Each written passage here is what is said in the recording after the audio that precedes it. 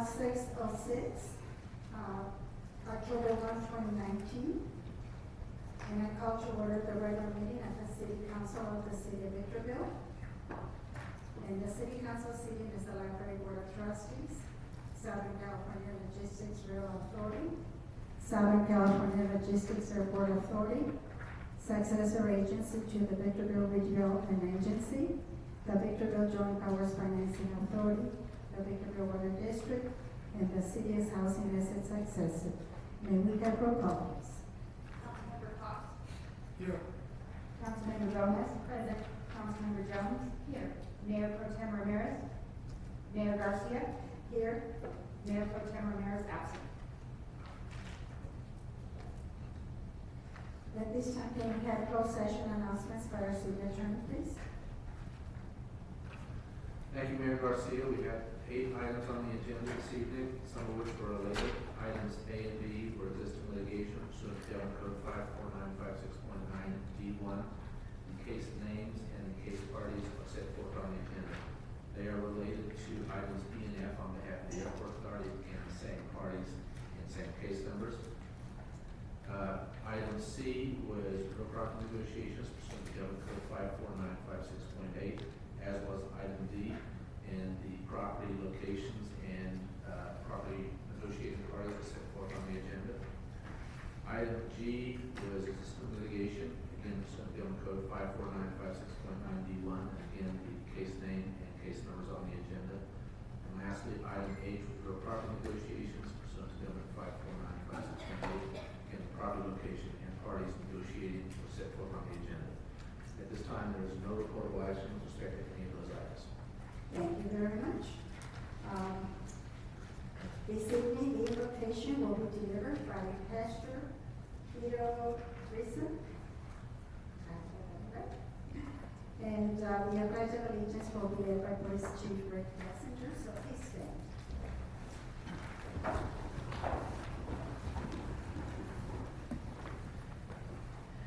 Father, we thank you for this privilege to come and to speak our opinions. We would ask, oh God, that you would give us reason and understanding this evening. We ask your blessing upon this city of Victorville. In the name of Jesus we pray. Amen. Amen. Please face the flag, hand over your heart. Ready? Begin. I pledge allegiance to the flag of the United States of America and to the republic for which it stands, one nation, under God, indivisible, with liberty and justice for all.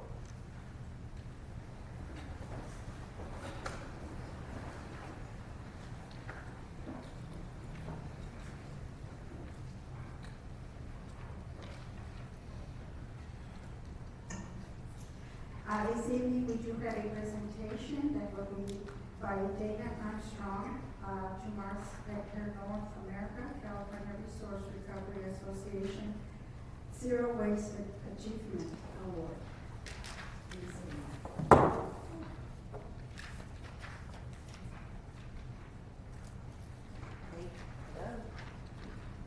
Testing, here we go. Thank you, Mayor Garcia and members of the City Council. I would like to invite Juan Ibarra from Mars Pet Care to join me up front. Juan is the sanitation manager at the facility here in Victorville, somebody near and dear to my heart, a fellow solid waste professional. So thank you, Juan, for being here. I am very pleased to be here tonight to give recognition to Mars Pet Care for the incredible work they're doing to recycle and reduce waste at their facility here in Victorville. In August, Mars Pet Care received the Zero Waste Achievement Award from the California Resource Recovery Association, also known as CRRA. They were the only business in the state that was so honored this year. Each year, CRRA presents awards to individuals and organizations which go above and beyond in their efforts to prevent waste, reuse materials, recycle, compost, buy recycled, and build green. The Zero Waste Achievement Award is awarded to a progressive business, government agency, nonprofit, or school that has made a commitment to zero waste, implemented outreach programs, and excelled towards the goal of zero waste. I would like to give some background information on why Mars Pet Care Plant in Victorville was chosen to receive the award this year. The Mars Pet Care North America manufacturing plant in Victorville produces 80,000 tons per year of Nutro and Crave brand dry-bagged dog and cat food. They operate out of a 520,000 square foot building on 30 acres. 6 packaging lines are operated by approximately 140 employees. It's a big facility and they make a lot of pet food. Mars Corporate launched its Sustainability in Generation plan in 2016, and the plan has 3 main pillars: a healthy planet, thriving people, and nourishing well-being. In keeping with the corporate sustainability goal, the Victorville facility has been diligently working to reduce waste, recycle, and minimize waste sent to landfill. In 2018, their Victorville facility achieved the goal of zero waste to landfill through committed and innovative recycling, reuse, compost, and energy recovery projects. So how did they do it? I want to know. Well, I nominated them, so I do know how they did it. The facility has no trash receptacles. Instead, there are clearly labeled containers for metal, film plastics, hard plastics, compostable materials, and energy recovery. Corrugated cardboard is baled, as are the hard and film plastics. Organic materials are placed in a compactor and hauled to a local composting facility. Organics recovered include food scraps from employee lunchrooms, contaminated paper, as well as floor sweepings and materials which are not suitable for livestock feed. Any product that spills on the floor cannot be sold as their finished product, but it is instead collected and shipped to hog farms as animal feed. Several years ago, they worked with one of their raw material suppliers to switch from disposable bulk meat containers to reusable containers. The reusable containers are cleaned, sterilized, and refilled, eliminating the disposal and recycling of 315 containers per week. I mean, this is the scale of their operation, or over 16,000 containers per year. In 2018, the facility recycled, they cut me off. The facility recycled and composted 8,229 tons and only sent 24 tons of material for energy recovery. They achieved a 99.7% recycling and composting rate with only 0.3% sent to energy recovery. No material went to the landfill. Mars Pet Care has set an outstanding example for all to follow. They have shown what is possible when you make a commitment to a zero waste goal. I hope other Victorville businesses will be inspired by the example that you have set. Juan, as I said, is the sanitation manager for the facility and is a key person in achieving this goal. There was another gentleman who was not able to be here, Eddie Laredo. He's kind of the boots on the ground, frontline gentleman who's really helping keep the program on track. So we want to give our kudos to him as well. So congratulations, Juan. Congratulations to Mars Pet Care for this incredible achievement and for receiving the Zero Waste Award. And thank you to you personally for your hard work, and to Eddie and for all the employees there for making this happen. So thank you. And I'm presenting the award on behalf of CRA. They were not able to attend the conference in August, so we thought we would do it at the council meeting. Thank you so much. You're very welcome.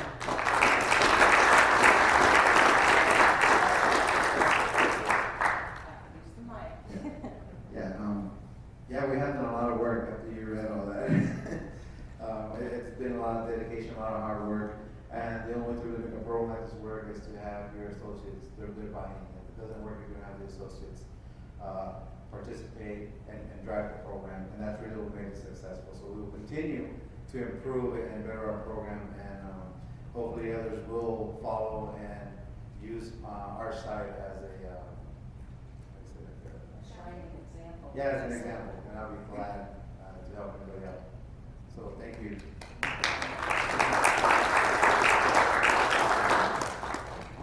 can get a picture of that. Oh, great. Thank you. Yeah, I can get the seal in the background. Tell us where to move. You're good, you're good. Right where you are. Okay, 1, 2, 3. Now let's take another. 1, 2, 3. And Got it. here's one's.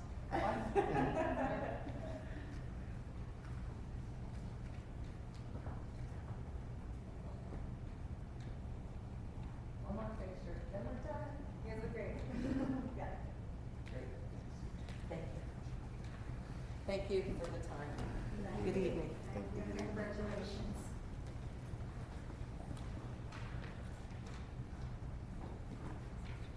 At this time, I will have our city clerk present the agenda, and any revisions to the council, please. The Victorville City Council welcomes the public's participation in tonight's meeting.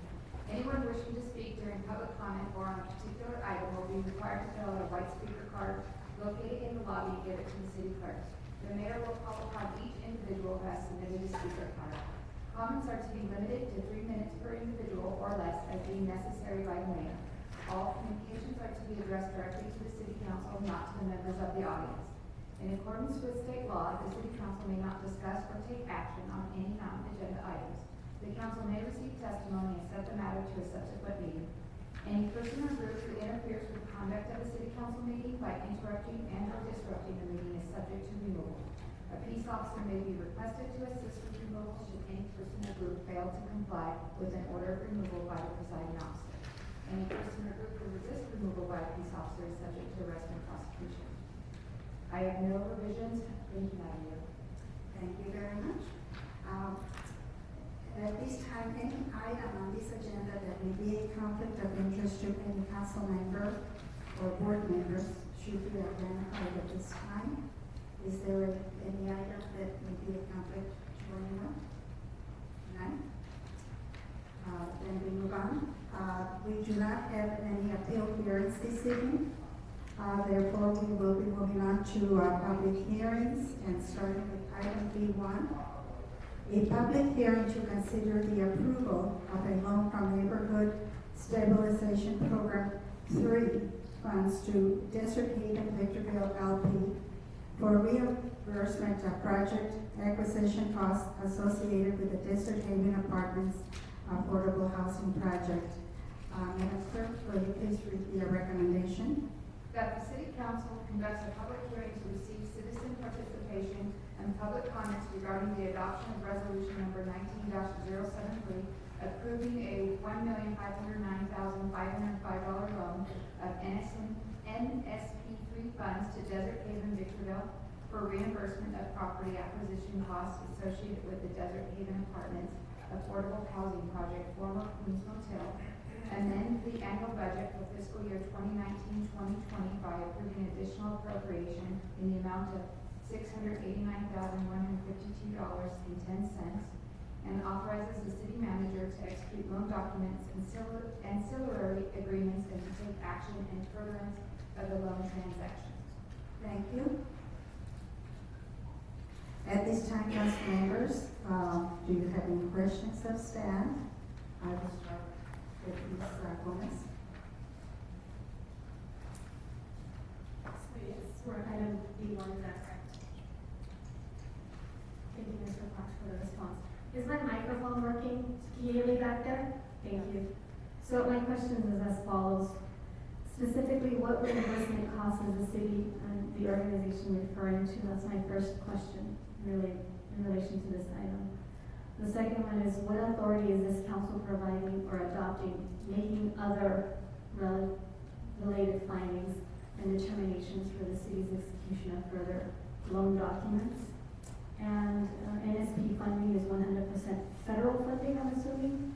On page 15, it's not clear that it is. I see the implementation, but it's not specific as to that.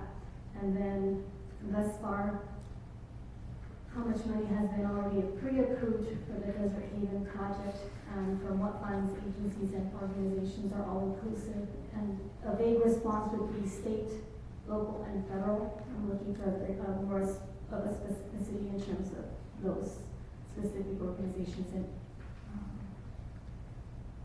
and entities that are partners with us. Madam Mayor and members of the council, I'll attempt to answer those questions as I provide a general overview of this item, just to help you and certainly the audience that may not be familiar with this item. And I just want to identify that as a part of the presentation, we have an executive director, Anthony Perez, who represents housing partners here in the audience as well, and he can answer any of the very site-specific questions. This item was brought to you by Deputy City Manager Sophie Smith, and this is a project that we're certainly very excited about. We attempted to bring it back to you at the last meeting.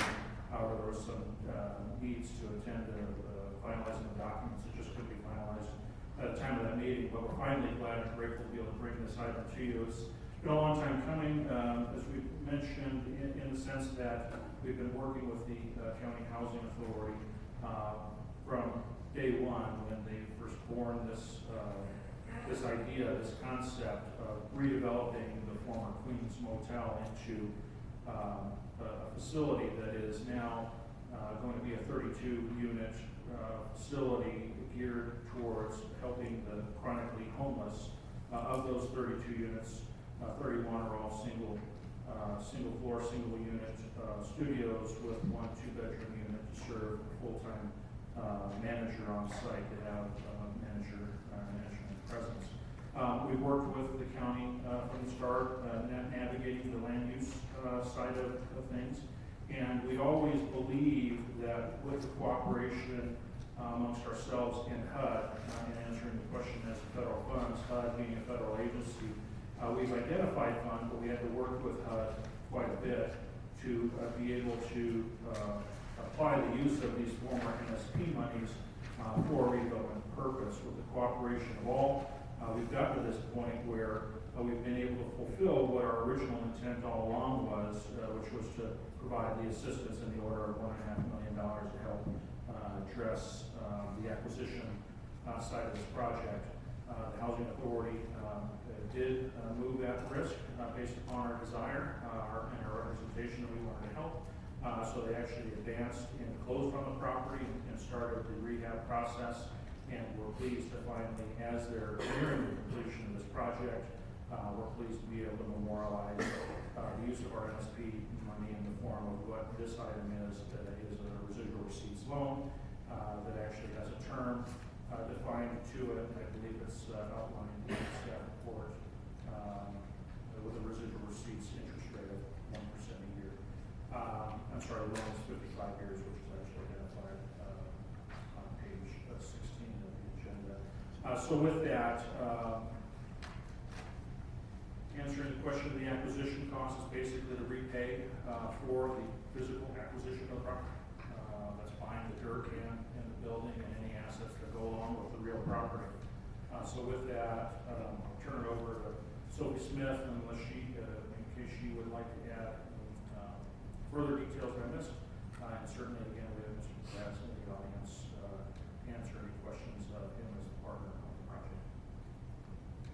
Councilmember Gomez, I believe you also asked if the NSP funding was all federal funding, and that's correct, it is, and I did not get your last question. I wanted to see if we had any partnerships with others, and the main question would be, yes, other municipalities, states. I wanted to see if there's specifically a consortium, for example, with the city of Apple Valley, which would be more justifiable to a specific detailed response versus a general vague one like state, other local municipalities, if we have any partnerships with them. Our relationship on this project is as a lender, so the city is effectively loaning money to the project. The entity that's owning and responsible for the project is a partnership amongst the County Housing Authority and its nonprofit, where they formed a limited partnership, effectively to hold title and ownership and to manage the ongoing operations of the facility. That would be the partnership that we're not a party to, we're just a lender in this particular case, but that would be the party then responsible for continuing the operation and applying for any further funding to help continue its operations.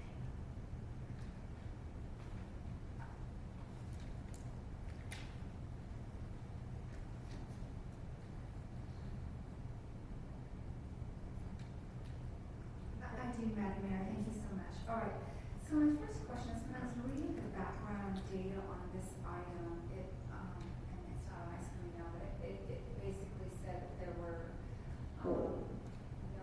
no barriers for people that wanted to live in these places, there were no preconditions set, but am I to understand that there actually is a coordinated entry system, and is that through 211? That is correct, and if possible, I would like to ask Mr. Anthony Perez to add a little more detail about barriers, but coordinated entry, the CES system, here in our county is 211, and that type of entry and participation in that system is a requirement. So there's no walk-ins off of the street, for example. But common barriers to entry in other shelters or in other transitional housing units might be preclusion because maybe perhaps you have drug dependency or a criminal history, and so this project is meant to eliminate some of those barriers. But Mr. Perez, if you could speak a little bit more on what tenant requirements you will have for the council. Sure thing. Is it on? Yeah. Yes. Okay. Good evening, Mayor and City Council members. Thank you very much. Again, Anthony Perez, Executive Director of Housing Partners One. And also, we brought tonight Shamira Shirley, who works for the Housing Authority for the County of San Bernardino. And actually, the specific question I'd like to have Shamira answer that. She's more well-versed than even I am. Hi, yes. Shamira Shirley, I'm the asset management analyst that's been working closely with our partners and our special programs with our voucher program to kind of bring this project to fruition. So the referrals that are happening, we've got 2 partners that are referring to this program. There'll be 5 referrals from Inland Empire Health Plan, specifically directly from a program called the 3H program. So these are high utilizers of like emergency room services and things of that nature to try and get them off the streets and stabilized in housing. Also, the other 26 referrals will be coming from Department of Behavioral Health in partnership with CES. So that's where we work with the coordinated entry system to get referrals of homeless individuals that have a high acuity, meaning a high need, to have housing placements with wraparound supportive services to kind of help them stabilize in housing and get connected to the resources they need to become self-sufficient. Does that answer your question? It does mine, absolutely. Okay. Because I recall having sat in the audience some time ago that there were wraparound services involved. So I'm glad to hear that, and so that people have to really be good candidates for those services, right? Because not everybody really wants to have a home, and then they might want a more secure environment. So, all right, and then the other question I have is, so I know that this property was on original owned by the city of Victorville, and it's in the condition it is in because it has been blighted. What assurances do we have that it's not going to go down that road again, and that our investment is going to be for naught? So one of the documents that has been drafted along with the loan agreement and the promissory note is a regulatory agreement, and among other things such as how the property will operate, those types of requirements for upkeep of the property, et cetera, are all outlined in the regulatory agreement, and that runs the 55 years of the loan. That's all I have. Thank you very much, Madam Mayor. Thank you. I have questions. Thank you so much. Thank you so much. Well, I still have a couple of questions. I was going to save one for later, but I think I should go ahead because our public commenters are going to do the same. It was a concern for the constituency that brought to my attention the contract that we're looking at, and the interpretation of the contract was perceived to be a contract that would later on become, after so many years, a living space, not for the homeless, but for the actual population of the city of Victorville. That was wording that was found within that could be interpreted as such, and you'll perhaps be seeing one of the public commenters touch up a little bit of that, and when it does come across, if you can address it. It was specifically brought to my attention, and I think that's one of the things that we should look at if the interpretation can fall out to meaning it's no longer for the homeless. Madam Mayor, if I might, and we're certainly glad to work a little bit more closely with Councilmember Gomez on the interpretation. Staff, along with legal counsel, has looked very closely at that and have a differing opinion as to it being able to deviate from what's actually outlined in the regulatory document. At the least, there's going to be a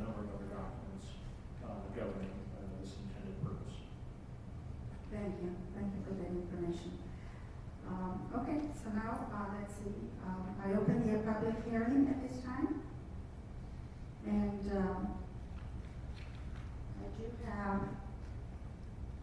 I do have some cards here. First one is Kevin Mahaney.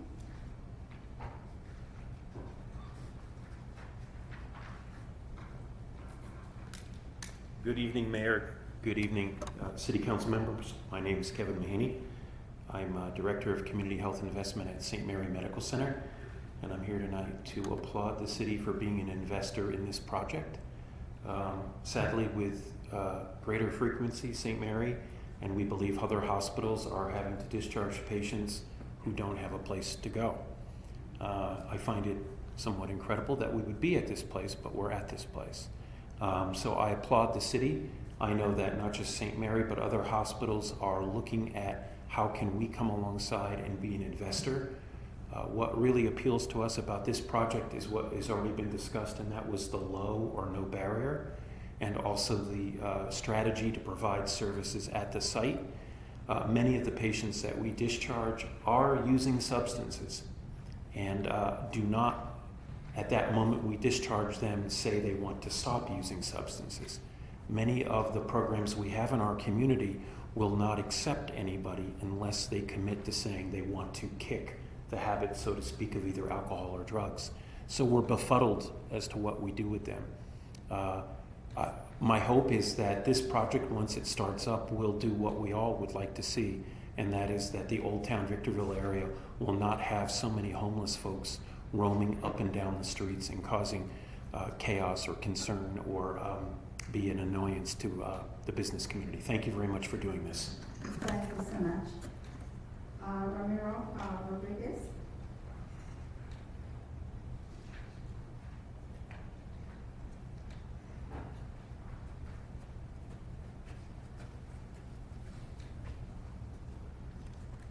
First of all, I applaud this project. It's very beneficial. When I first heard about it, wow, it's great. One of the things, because of section Article 34, you don't have to have order approval for something like this because it's being built on something that's already existing. But what kind of surprised me and made me kind of question it, if you really want to tackle the homeless population, why start off with a 60-unit building and only bring it down to 31? And I went and read.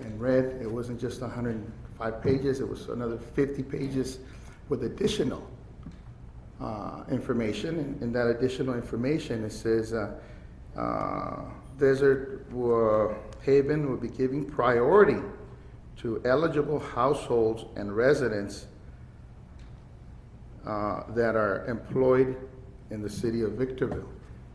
So that's in the wording inside that contract. So that now, is it for the homeless people, or is it going to, like it says, it's going to give preference? Is it in the future going to be something out for rent? So you're going to go for $1,500? Because remember, instead of having 60 people or 120 in one unit, one studio apartments, they went to 31 units. They broke them down to 1 and 2 bedrooms. But that wording is in the backup material.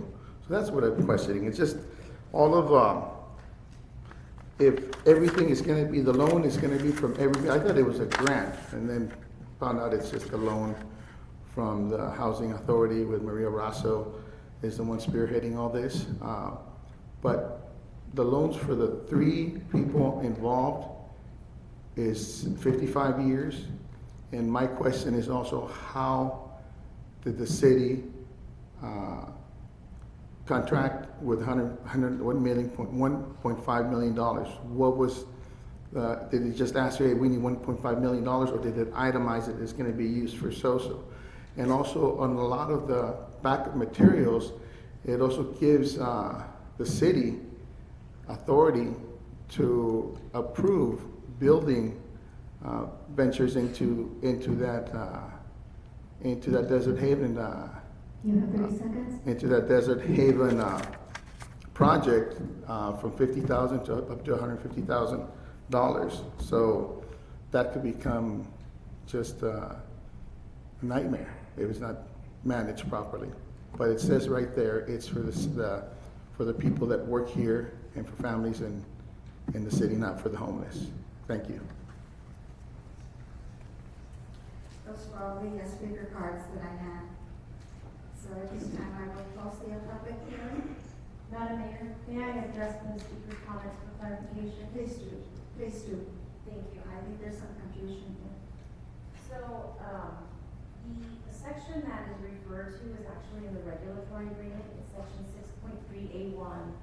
And this language was specifically added because in earlier conversations about this project with the council, there were comments received by staff that if the city participates in a project, basically how does it ensure that those homeless individuals being helped actually have some kind of tie to Victorville?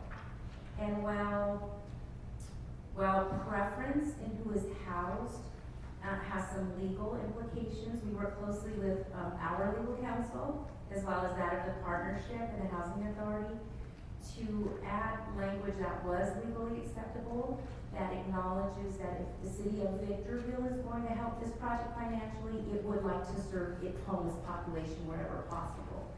So, yes, they are Victorville residents if they're living out on the streets in Victorville. Those are the Victorville residents that section is meant to address. And I think one of the questions, the other question was, how was the $1.5 million use of funds determined? In negotiations with the housing authority and with the partnership, what was requested of the city was the amount that was paid for the property acquisition costs to pay the existing loan on the property off, and that is the $1,590,000. Thank you for that clarification. I hope that here's the questions. I do not have any other cards, therefore I need a motion and a second. Madam Mayor, I move forward with the recommendation adopting the resolution of the city council as recommended by staff. Second. Motion made by Councilmember Cox, seconded by Mayor Garcia. Any further comments? Yes, am I to understand that also the motion includes point 2 on the recommendation to amend the annual budget for the additional appropriation $52,000.20.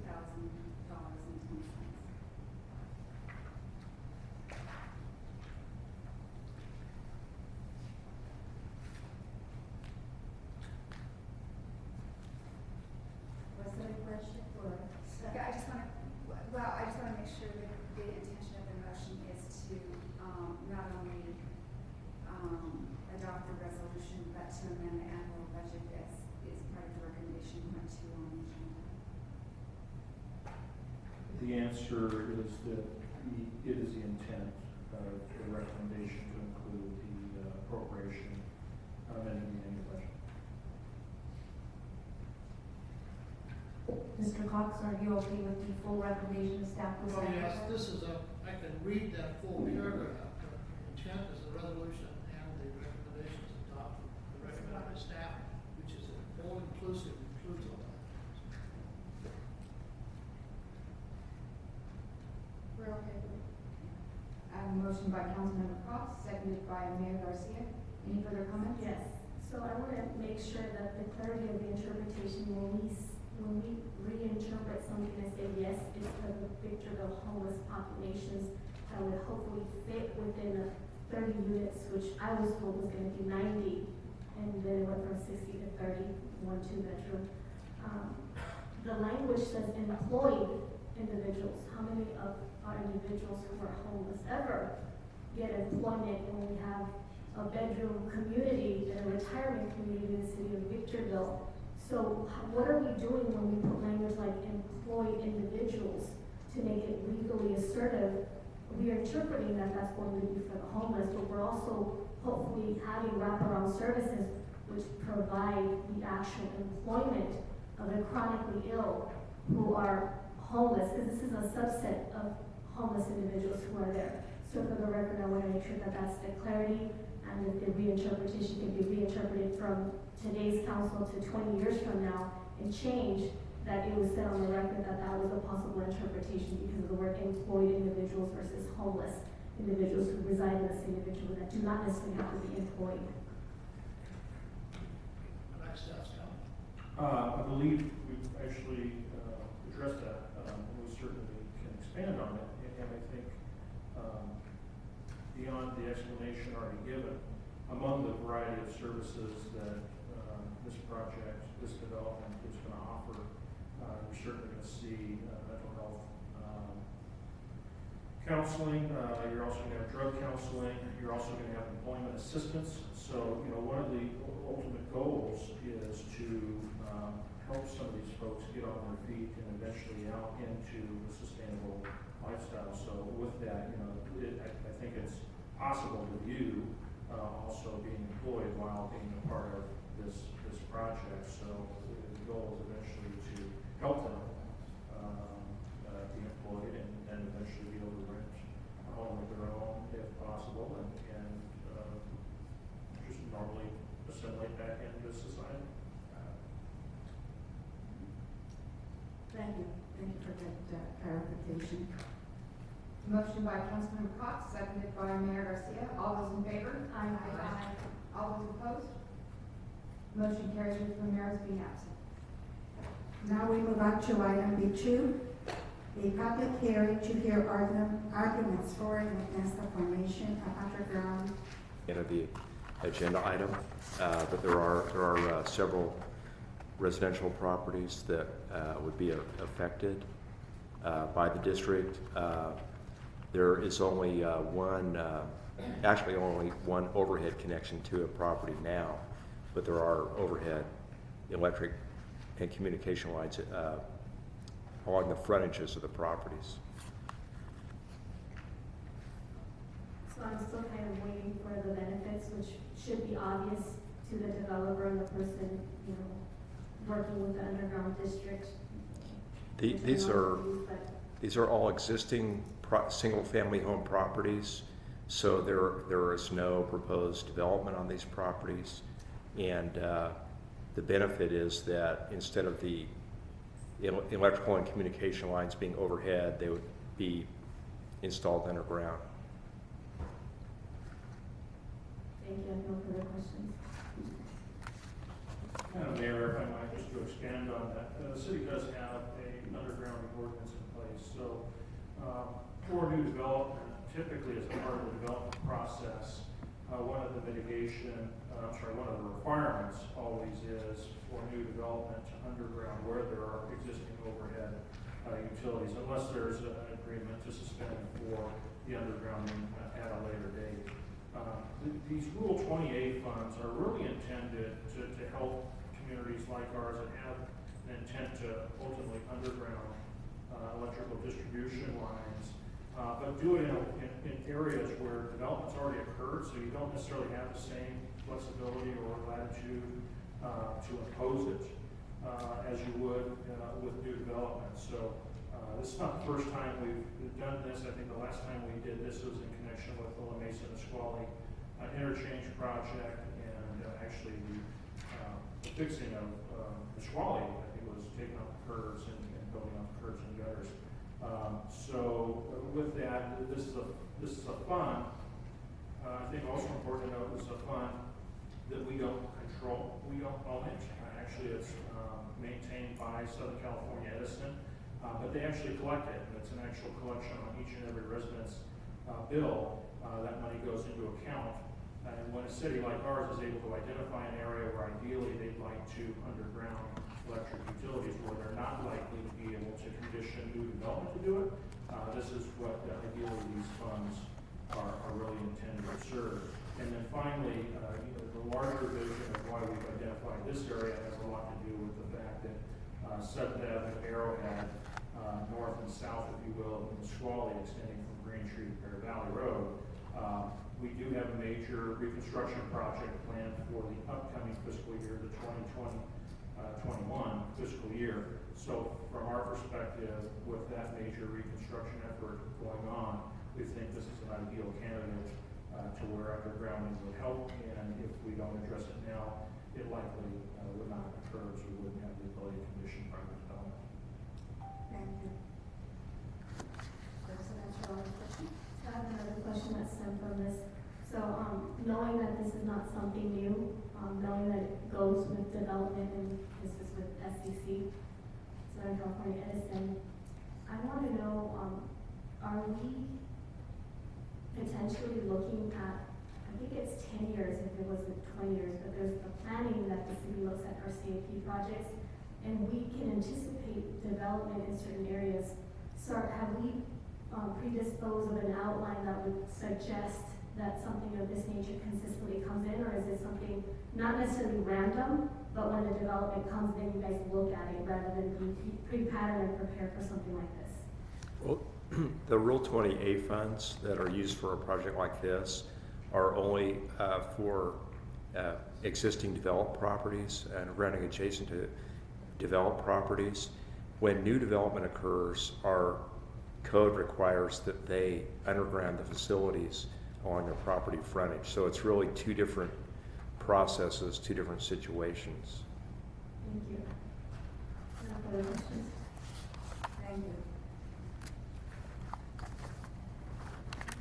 At this time, I open the public hearing. I do not have any speaker cards. I close the public hearing. And I need a motion and a second. Now, Mayor, I move that City Council approve the resolution 19-076, which forms the underground utility district 19-01 in the Arrowhead Drive, Evansville Way, southerly of 7th Avenue, City. Second that motion? A motion made by Councilmember Cox, seconded by Councilmember Gomez. Any further comments? All those in favor? Aye. All those opposed? Motion carries unanimously. Oh, I'm sorry, motion carries with the mayor being absent. Now we move on to item B3. Request for continuance of a public hearing to hear arguments for and against the approval of an ordinance of the City Council of the City of Victorville regarding employer-employee relations.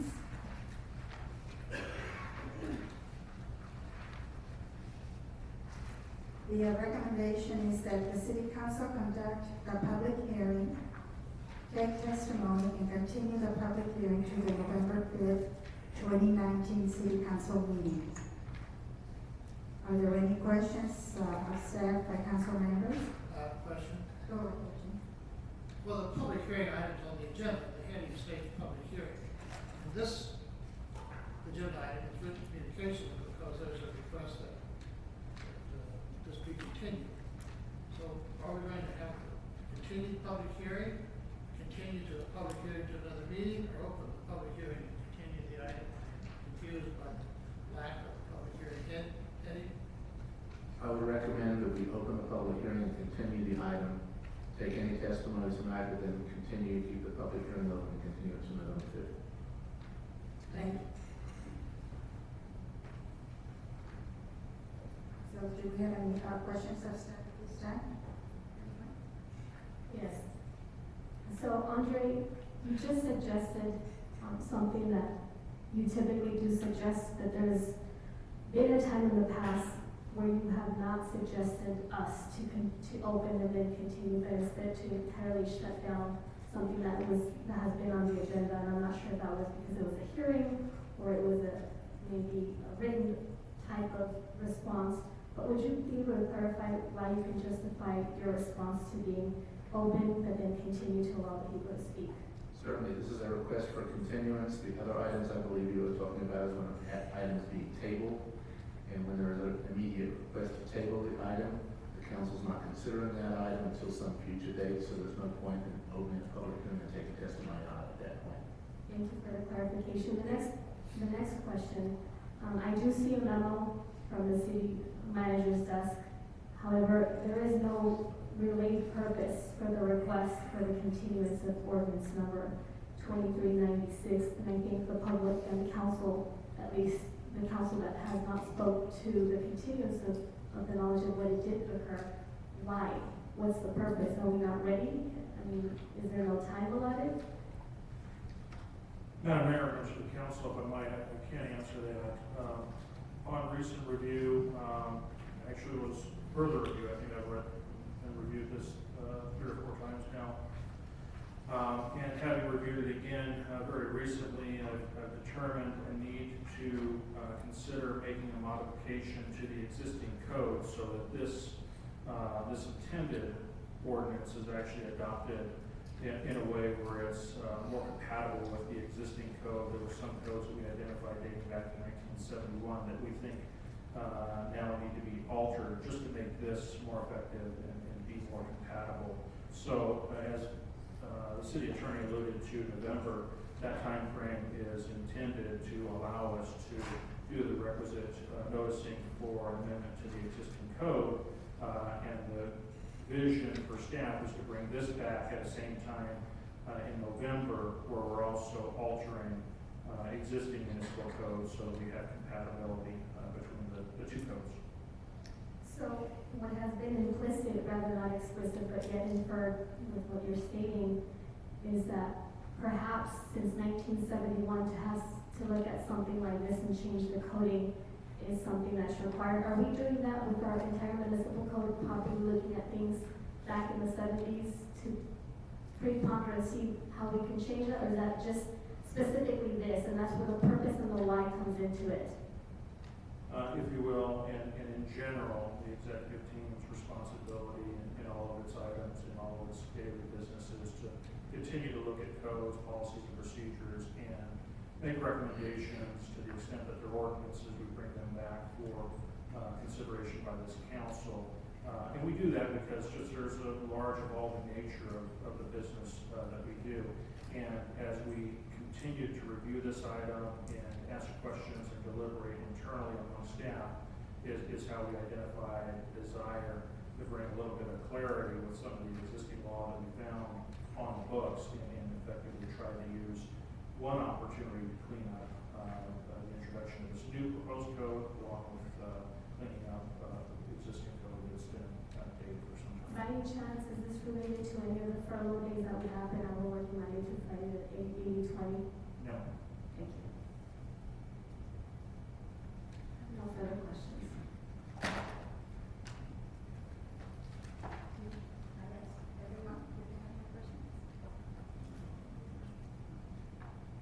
At this time, I open the public hearing.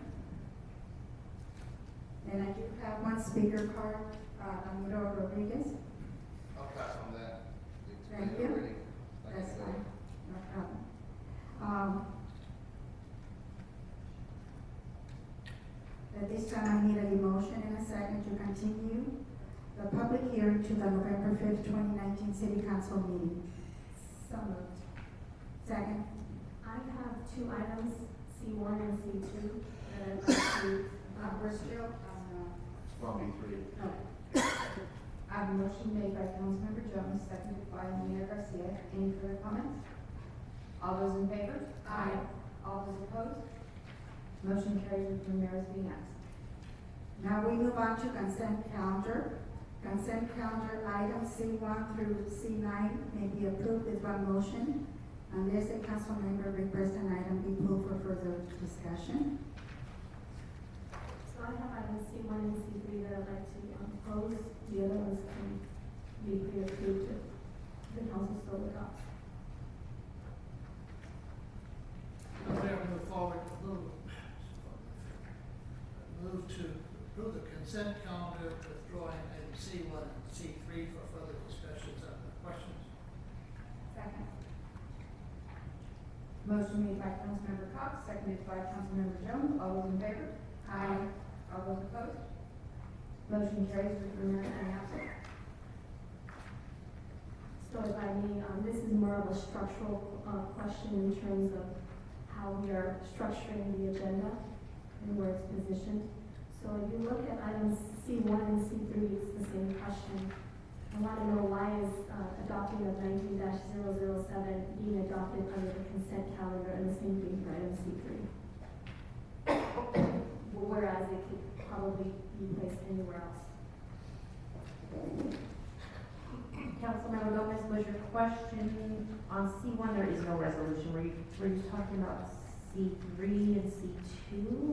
No, C3, just C3. C1 and C3.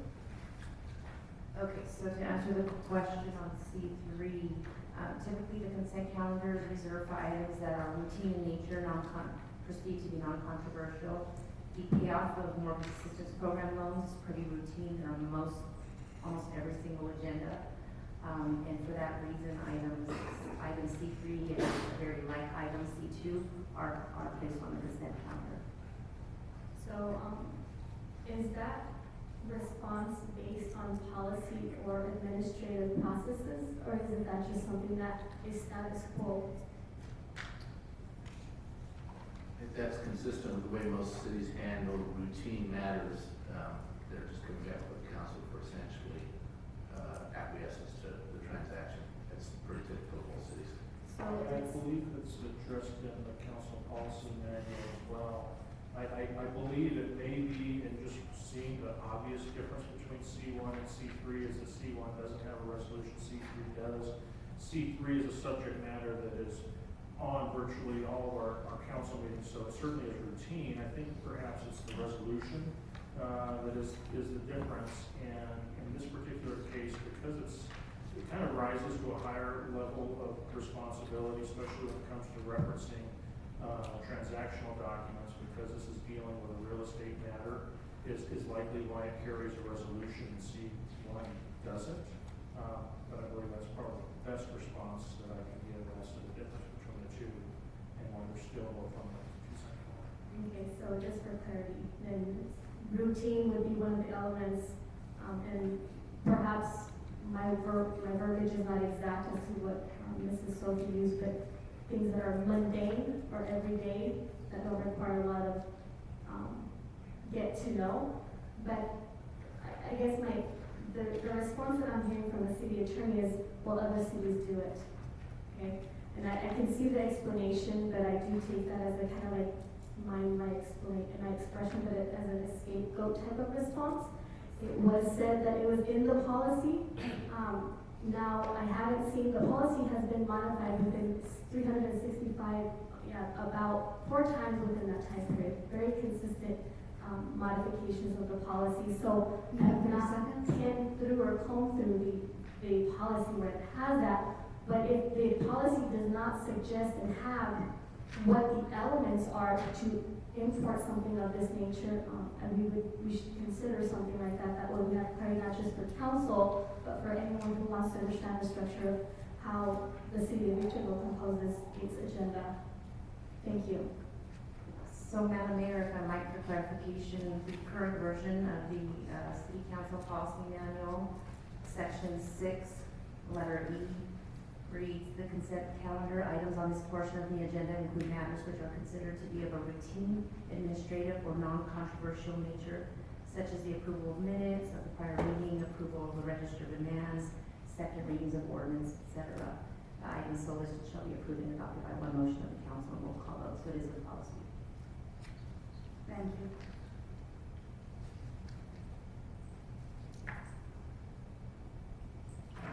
Questions? I move approval of C1 and C3. Second. I have a motion by Councilmember Cox, seconded by Councilmember Jones. Any further comments? All those in favor? Aye. All those opposed? Motion carries with Ramirez being absent. Now we move on to written communications. Item D1, grant acceptance of the Department of Homeland Security fiscal year 2018 assistance to firefighters grant. Madam Clerk, read the recommendation. That the City Council accepts the Department of Homeland Security fiscal year 2018 assistance to firefighters grant in the amount of $310,633.63, adopts resolution number 19-075, approving additional revenue and additional appropriations in in the federal grants fund in the amount of $310,633.63 and authorizes the budget transfer of $31,063.37 in matching funds for a total project budget of $341,697. Thank you. Council members, any questions of staff at this time? Ms. Jones? Thank you. No questions. Ms. Gomez? Yes. So a question that just came up, the first question is, does the city of Victorville have a grant writer working in the city for all elements and interests of the city, including for the firefighters department? And mind you, the response perhaps is yes, but I'd like verification of that. Madam Mayor and Council, the grant before you was written by the Fire Department command staff. We don't have a designated grant writer per se, but we all contributed to it. Thank you. And then the next question is, I was supposing that we do have a grant writer because to be able to have a fire station or different departments, we need monies coming in besides from the tax paying dollars from our constituents who sometimes have very fixed incomes. I will go ahead and still ask that question, hoping that I've heard sometimes we have our community department that does reach out and gets grants, and I've heard of several grants being granted to the city of Victorville. So I'm assuming if there's not one primary person, there's at least a teamship of individuals who find the need to do that. And if that is the case, and my question is relevant, if I can have an approximation, I'd like to see the value of the grant amount that we have received through grants, whether it's a teamship or individuals in each department head, that we are benefiting from as a city as a whole. I believe that's not relevant to item D1. Yes, it is.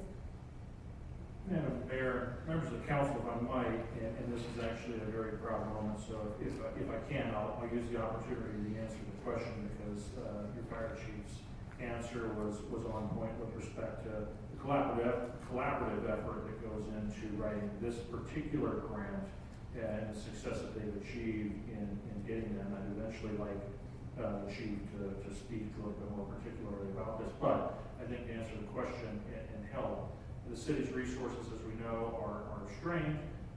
We've been amazingly successful in all of the departments in getting grants. I think you're used to seeing a number of transportation-related grants. We're used to seeing FAA-related grants. We're fairly routine in being awarded grants at the airport as well. And the approach that was undertaken in the fire department is very similar to the approach that we take throughout all of the departments of the city. And to answer the question directly, we don't have one specific grant writer. We just don't have the resource to be able to do that. So the function of writing grant applications and managing the process to eventually get award and then spending them, that's a collaborative effort of the various departments. There's typically an assignment of staff that is knowledgeable in the function and responsibility that we're actually seeking the grants for. And it's the respective staff that takes on the duty of applying and administering above and beyond the duties that they traditionally do on a day-to-day basis.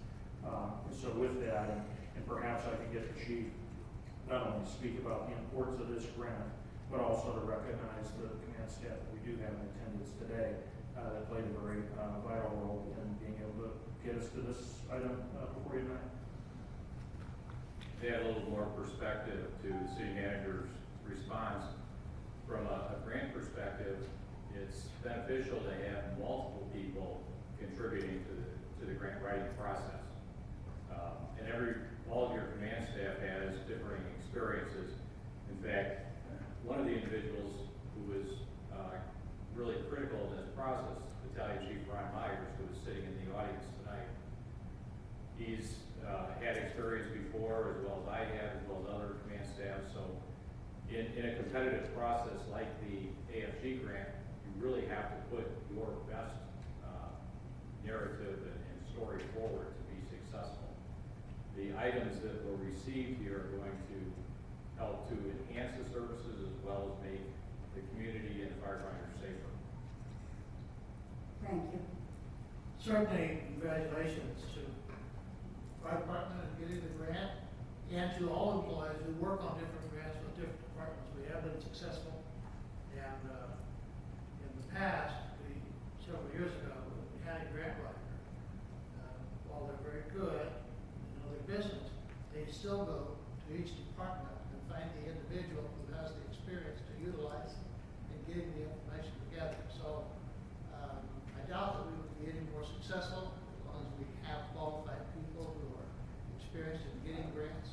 So for the fire department, congratulations, and all the other departments that receive grants. We need all the grants we can possibly get. Exactly. So congratulations also.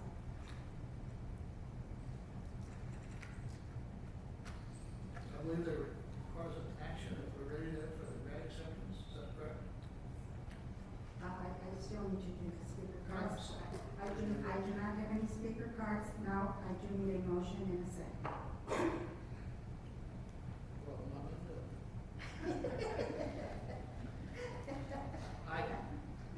I move that the city council accept the Department of Homeland Security Fiscal 2018 Assistance to Firefighters Grant, AFG, in the amount of $310,633.63. Motion made by Councilmember Cox, seconded by Mayor Garcia. Any further comments? All those in favor? I would also like to recognize the fact that we are fairly new, not even probably a year old. And I do appreciate the fact that you were able to mobilize and bring in enough asset to be able to write such grants, because we can't always depend on, the taxpayers getting more money, but for the fact that you're actually still searching and looking, to me that says a lot about not only your service behavior when you have to do your duty, which is probably put your life on the line, but you're also doing it for those individuals when you're not putting your life on the line, and that's very supportive, and that really shows volumes of what you're doing and what I anticipate only the beginning of what you're going to be doing. So thank you very much for that. Motion made by Councilmember Cox, seconded by Mayor Garcia. All those in favor? Aye. All those opposed? Motion carries with the mayor being absent. Now we move on to item D2, destruction of documents. Madam Clerk, repeat our recommendation. That the City Council and Board of Directors adopt resolution number 19-043 approving the destruction of certain records for various departments. At this time, I ask council members if they have any questions of staff. I do. Go ahead. I know that the different state codes are fairly specific, and the records keeper of the city clerk may destroy records in regard to the state law, following the state law. What happens when there is a specific request for a document that has been included on the list to be destroyed? Is that the response then we give to the individual that that record has been destroyed? Yeah. Is there any requirement at all that we keep those records for any purpose, or that they be archived? No, once it's reached its retention. Anyone else? Yes.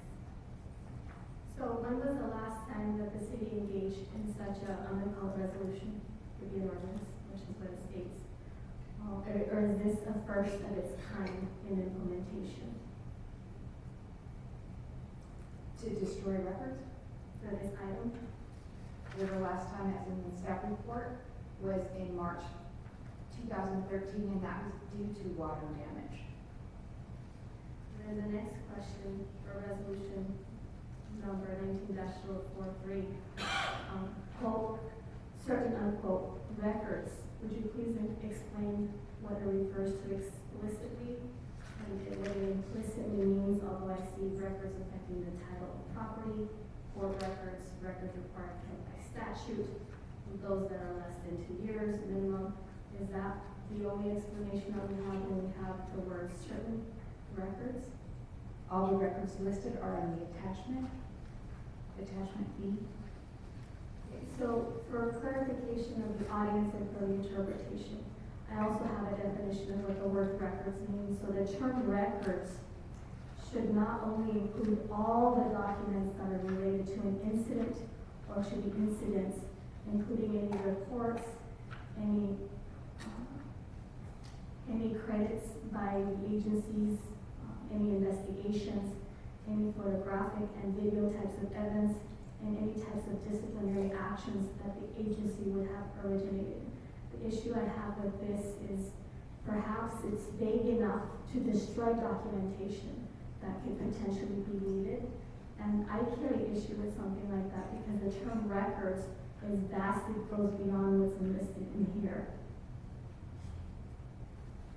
Mayor Garcia, the government code specifies what records we must retain. We are not allowed to destroy all records, things related to litigation, etc. And there are a whole number of categories in the government code. Those records are protected. So does that also include protecting the exchange between government officials with their constituency or amongst themselves? The function of looking at whatever the specific records are, the city clerk goes through the records, we go through the records, and if they qualify under the government code, we are allowed to destroy them. So for my specific example, is that a yes or a no? Depends which category it fits into. Madam Mayor, if I might, and speaking to the vague comment, I think it's page 414 through 505, which gives a very illustrative view of the variety of records that we're talking about, and obviously includes simple summaries. But if I were to take you to page 414, which is the commencement of attachment A, you'll see a column there that deals with retention, and you'll see a different label for each one. Now, in that particular page, you have retention that says CL plus 10, and that's a coding that actually, if you cross-reference it, it's the CL stands for closed or completed, plus 10 years is the number there. So each document has a different type of schedule, different type of retention requirement. And so with that answer, Councilmember Gomez's specific question about exchange of communication, I can't speak to that immediately without maybe digging deeper into this attachment. So I'm sure there's likely examples of that. But notwithstanding that, there is a retention schedule adopted for that type of communication, and not until we exceed that time frame for which it's available to be destroyed, it will continue to maintain or serve as a record of the city.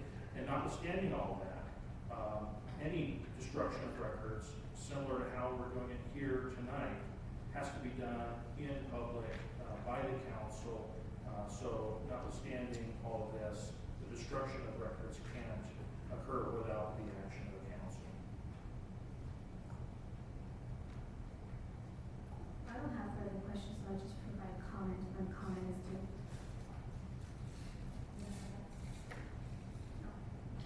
I do not have any speaker cards. Yes, I do have one.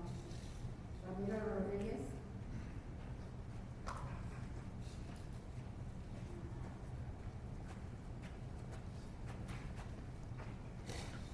My question about the destruction of records. So once you destroy these records, there's not going to be no digital copies of these records? You can't go back. So some of the records, it's loading, it's like 1,000 pages. But Ms. Gomez didn't say it, but I'm going to say it. One of the reasons we're barely starting to destroy these records is because the SEC prohibited the city from destroying any records, any emails, even Post-it notes for so many years of the little debacle that cost the city $19.6 million of that settlement. So that's why they're starting to destroy those records that are now allowed to be destroyed. That's the reason. Are the records from the SEC lawsuit going to be also destroyed, or they're going to be kept in file permanently? Records such as of the city managers, acting as city managers, those John Robertson, all the ex-mayors that were involved in that little debacle for the lawsuit for the city. I noticed their names are there. Their records are going to be exhumed. So a lot of them are also tax reports of money, the 700 form. So one of the things is, well, The SEC has the records of what they did, but it'd be easier to go to the city if the city had them on file still, just to prove that there's no ill will and nothing wrong was done, supposedly. So that's my question, if those records are still going to be retained for future reference, because I know there's litigation coming up from those named on that. So if we don't have that to go back, it's just going to be more expensive because the city's going to have to pay more to research and dig up those records. Thank you. That was the only speaker card that I had. Therefore, I need a motion and a second on this item. Yes, Madam Mayor, I move that the council and boards of directors adopt resolution 19-043. Second.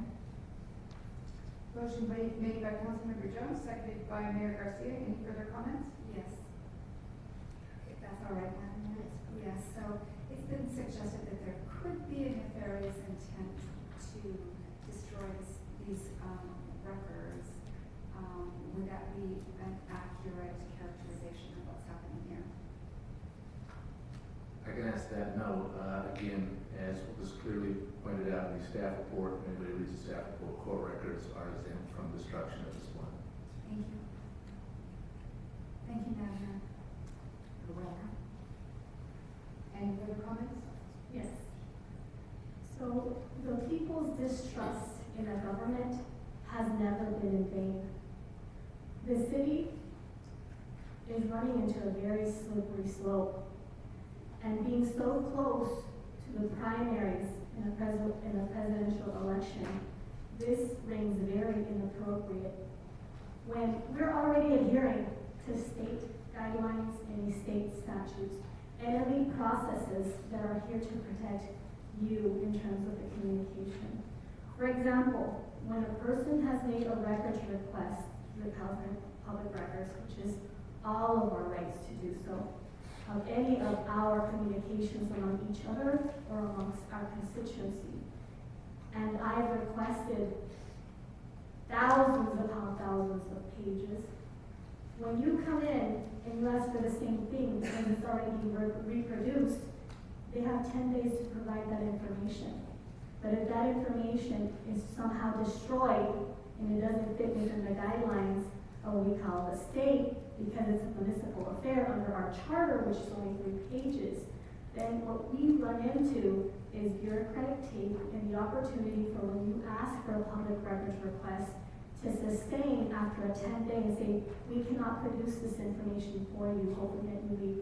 So all I'm saying is, I don't agree with something like this to be imported upon all of you. And I think there should be grave concern for something of this nature right now being implemented.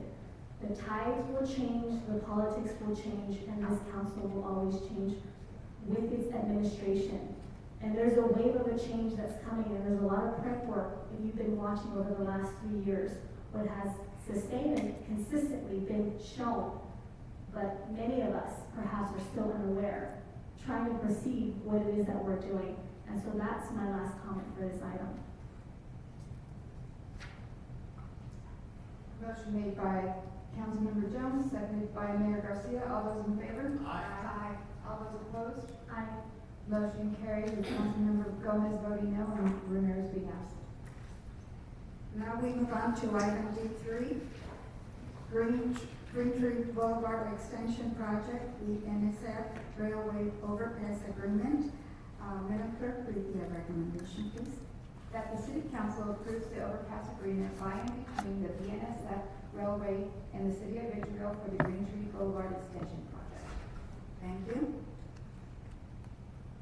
Any questions of staff by council members? I would just, if you would be able to, I know we talked in closed session a couple of things, and I'm anticipating that we're running smooth with this, taking away that there's a couple of issues within closed session that we did discuss.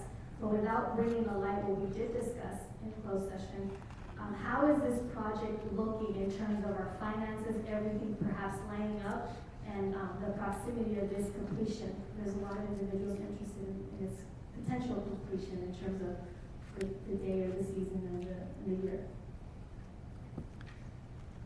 So this compensation in this agreement is consistent with the previous authorization that City Council gave in closed session. The compensation amount is what was already authorized. And you may recall that there was a amendment to a funding agreement with the San Bernardino County Transportation Authority, in that that funding agreement basically secured all the construction funding for the project, along with other agreements for funding from Apple Valley and the county. So we have secured all this construction funding for the project, and as it states in the staff report, the right-of-way is nearing completion. We're not complete with all the right-of-way acquisition, but we are nearing completion on it. Do we have an approximate date time that we can rely on, or not quite? No, we don't have any hard dates on either the start of construction or the completion of the right-of-way acquisition. We could only estimate those dates at this point. So is there an estimated time of when this is going to happen? Do you mean when construction could start? You know, sometimes I'll door knock on people's door and they're like, hey, you know, when is this going to end? When, you know, I've been in the works for 20 years. Can we anticipate next year or in 10 more years? There was an inquiry from the Daily Press, I recall, and the response that we gave was if everything moves smoothly from here on out, it is possible that construction could start as early as July of next year. However, that is only an estimate. Right, It could start later. I was kind of anticipating the outcome result of when that would be finished. So We're estimating that the construction will take approximately 2 years after it starts. thank you for the question.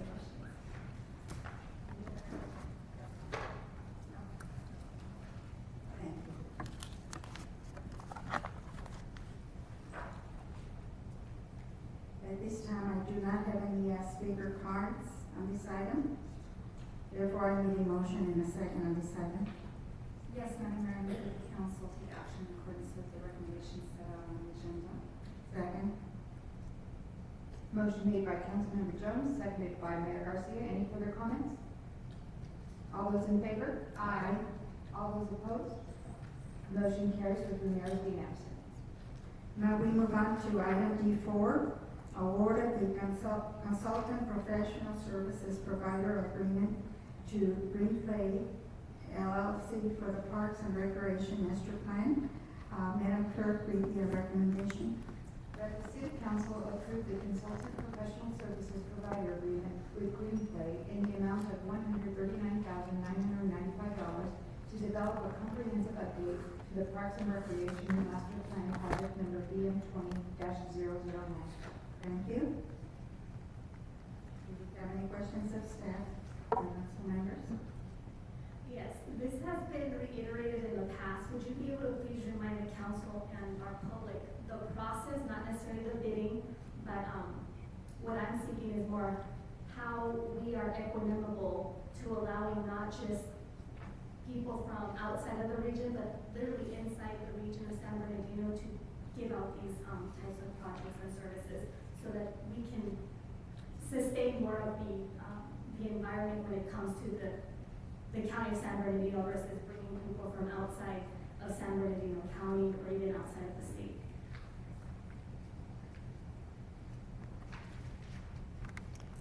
Are you referring to the selection of the actual firm to perform the study? Yes.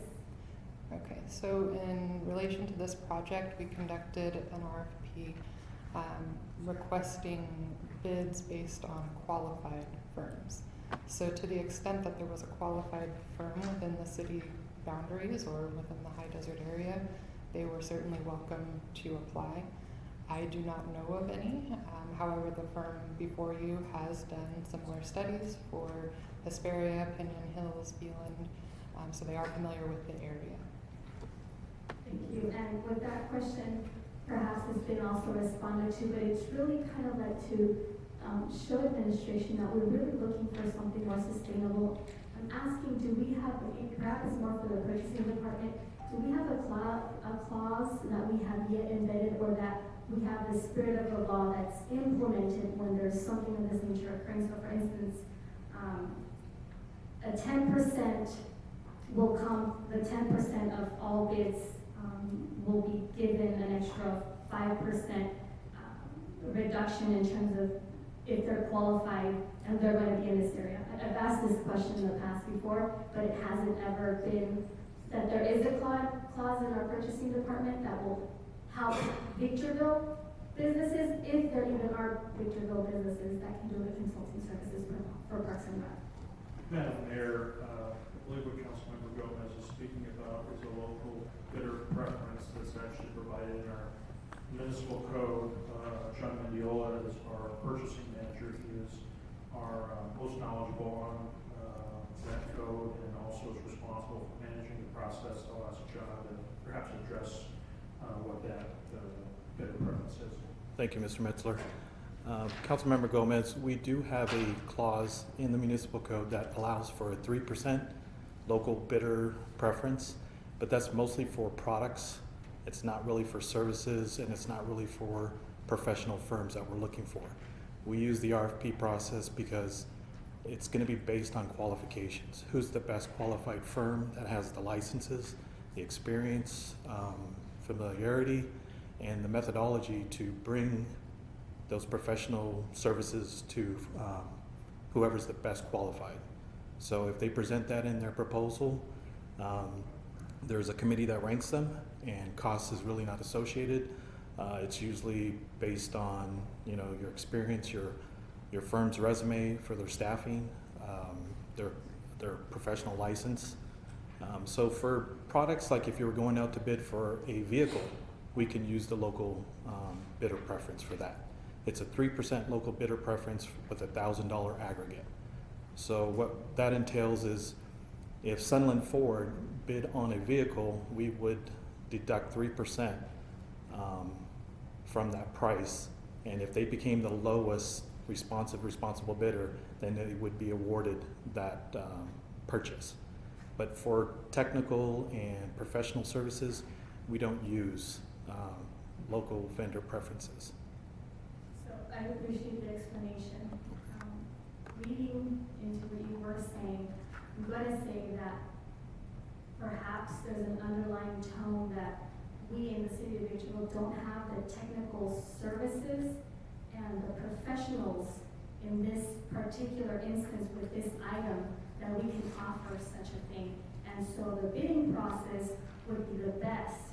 And what I'm hearing about our products when we produce that 3% with the aggregate of 1,000 is we can't see that and transfer it into our technical and professional services. Correct. You can't transfer that for Thank that you. service.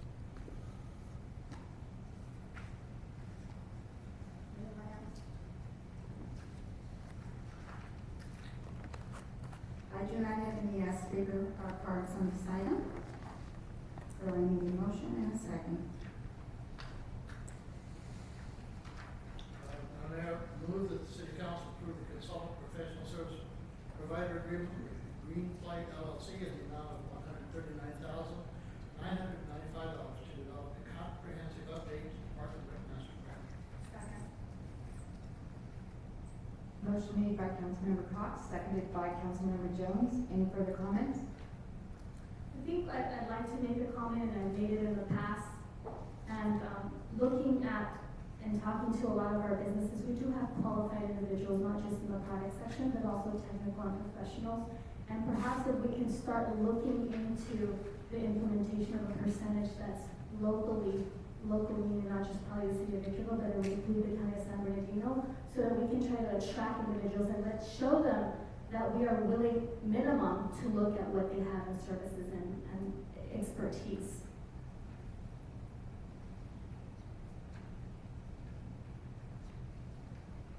Motion made by Councilmember Cox, seconded by Councilmember Jones. All those in favor? Aye. All those opposed? Motion carries with Ramirez being absent. Now we have item D5, Water Distribution Network GIS Data Update. Madam Clerk, read the recommendation. Victorville Water District Board of Directors award the purchase of professional services totaling $138,980 to Sodaro Incorporated to perform the work outlined in RFP CC 19-107 and approve the consultant professional services provider agreement by and between the Victorville Water District and Sodaro. Thank you. Any questions of staff by council members? Yeah, look, perhaps the answer is no, but I would like to publicly state it for our records. Is this item closely related with Bahanton? Any penalties for the 9 days that we didn't have an action that was specific to the manholes in Victorville? And my question is because a lot of our communities, when we talk about water, we don't necessarily create a division between the sewer system, which implements the water, and the actual drinking water. That's not yet something that our communities are well aware of, although the politicians may be, because we go to a lot of communities that were schooled in understanding that there's a different system, and so that's why my question is coming today for. Yeah, this is in no way connected and has nothing to do with that. I appreciate your response. Thank you. No further questions. No, thank you. I do not have any speaker cards on this item, therefore I need a motion and a second. Move that the council and the Victorville Water District Board of Directors approve award approve the 1 and 2. Number 1, what purchase of professional services agreement with Sodaro, and number 2, approve the consultant professional services provider agreement between Sodaro and Victorville Water District. I'll second that. Motion made by Councilmember Cox, seconded by Councilmember Gomez. Any further comments? All those in favor? Aye. All those opposed? Motion carries with Ramirez being absent. Now we move on to item D6, City of Victorville Diversity Report. The recommendation, this information is presented as information only, and I will have Councilmember Cox present the item. The question had come up in several discussions in regard to the Sheriff's Department, that for some reason the Sheriff's Department was not diversified. And other indications, it was indicated somewhat like the city. I'd have to go back and listen to the tape. But in my discussions with this, I had asked that we simply put it all on the table, so if anybody has any questions, there's no action to council, it's a matter of receiving and following a report so that everyone can see what the diversity report for the city of Victorville is. From the Sheriff's Department, that's up to the sheriff and county personnel, that's not up to us, we don't have those records. But that was the only reason that I made the request, is to have it.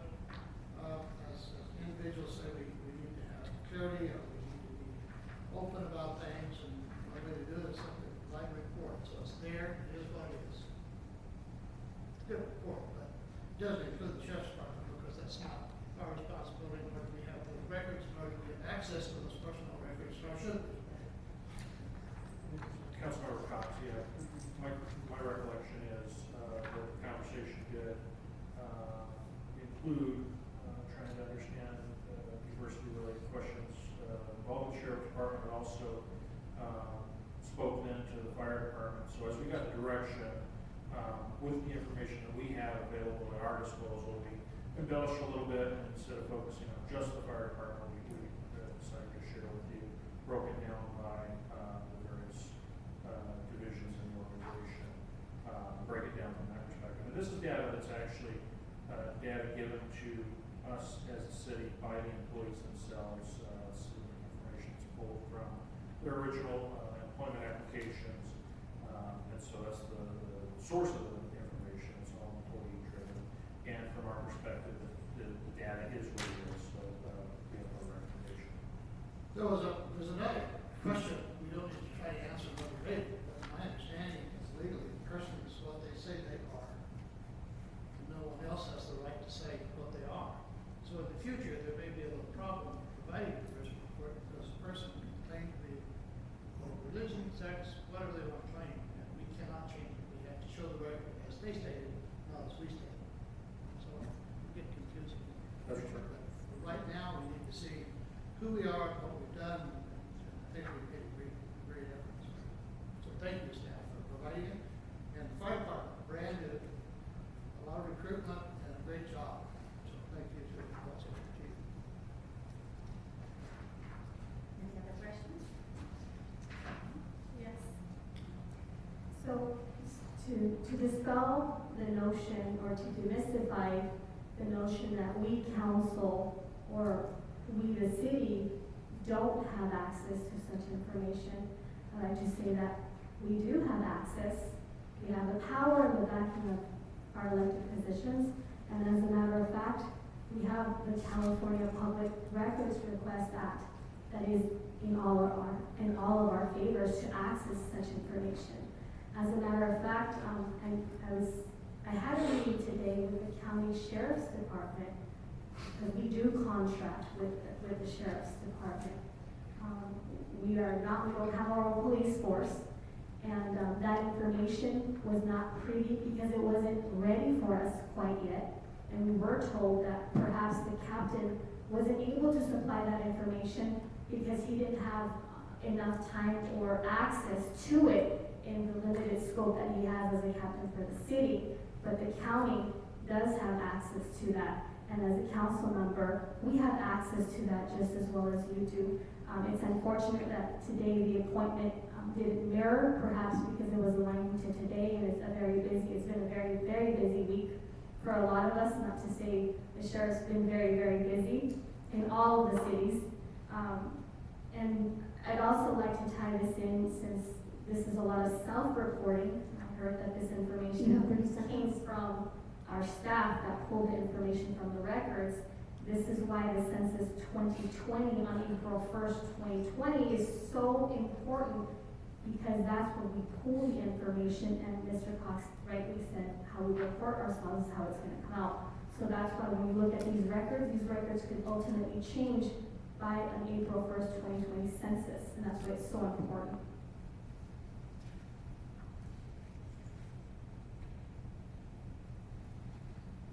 I do have, Did you have something? No. No, I do have one speaker card from Ramiro Rodriguez.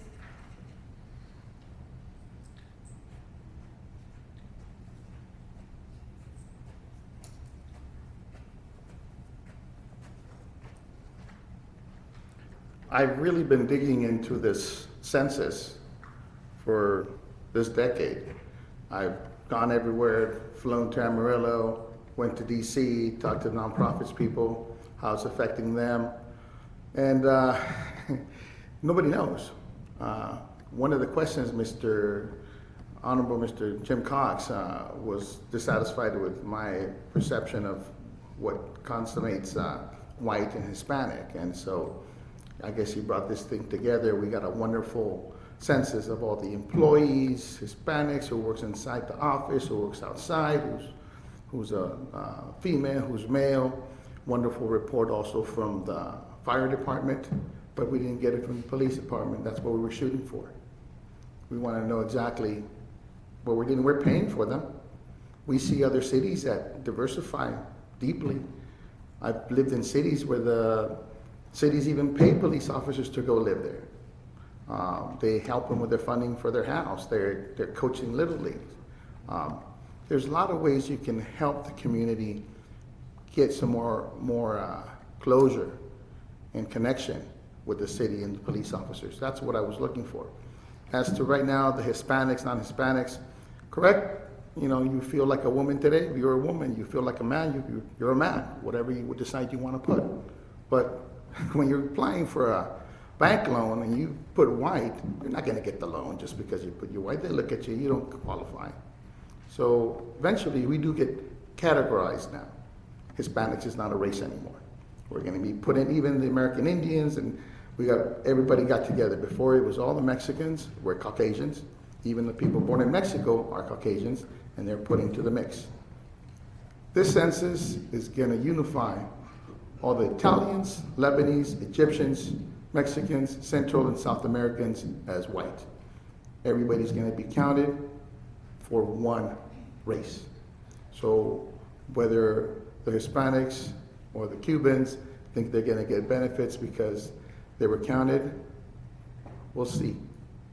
But for the first time, we're seeing that a lot of people that are being classified as white now, even though they're Hispanic, they're not getting the resources that they were. We're seeing for the first time that out of every 10,000 Hispanics graduating from high school, we see the numbers drop from further education from being almost 1,000 getting their bachelor's, now it's down to 352. So that affects the future of the Hispanic community. So we're just trying to be recognized and counted, not as a general consensus, not as a category, but as a group of people. Thank you. Mandy Gordon.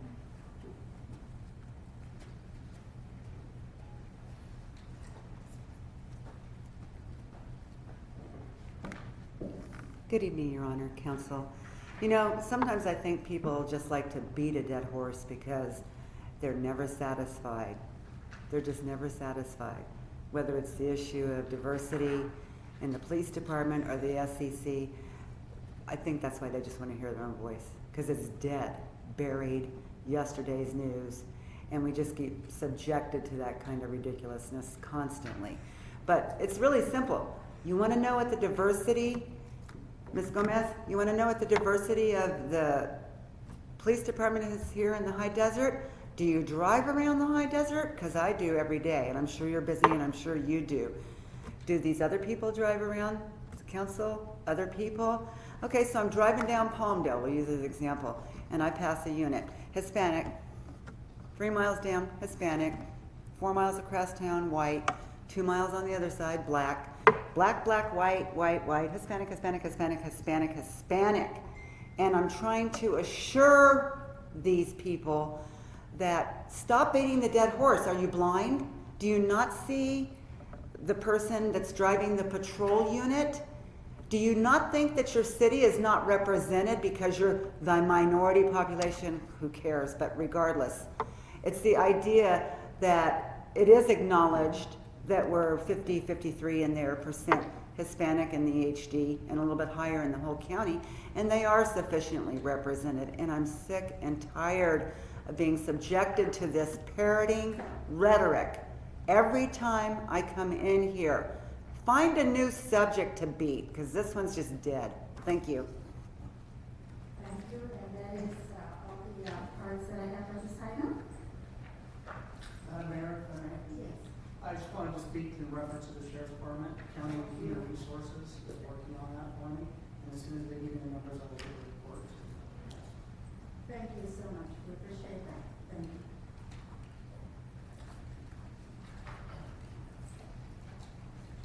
So this was just a presentation. There is no need for a motion on this item. For clarification, is this to receive and file? What's wrong way or what is up? Just a report. Well, I know, but there's usually the technical terms that we use for something like that. If it's to throw away, I don't know, but we can archive it and we shred it as part of our 2 years. It's for information only.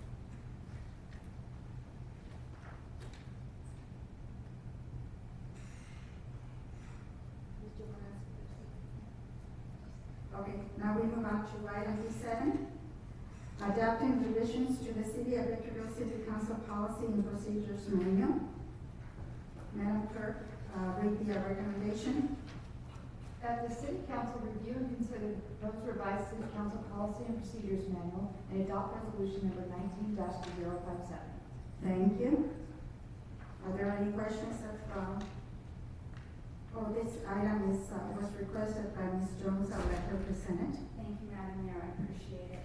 Well, this item has certainly evolved over the course of the last 5.5 months. I'm going to give a brief history so that, for the benefit of our my colleagues and the public. So, on April 16th of this year, the City Council took action to direct the City Attorney in coordination with the City Manager to review and make recommendations for revisions to our current policy and procedures manual. Subsequent to that direction, the City Attorney's Office sent 2 drafts to the City Council for preliminary review. Questions and comments by council members, one on July 9th and one on August 14th. A final draft for review and consideration by the council was posted on the agenda of August 20th. During that meeting, the council voted to lay aside the business until the next meeting to allow additional time for review. During our last meeting, the item was continued again in order that all council members could be present and contribute to discussion. We now find ourselves in a situation with another council member absent. So before I would make a motion to lay it on the table, I would have questions. So at this time, Madam Mayor, I hand this item back to you, and when so invited, I'm prepared to ask those questions and to offer a motion for council's consideration. Thank you. My understanding is that Ms. Ramirez did call to say that she was okay with this item?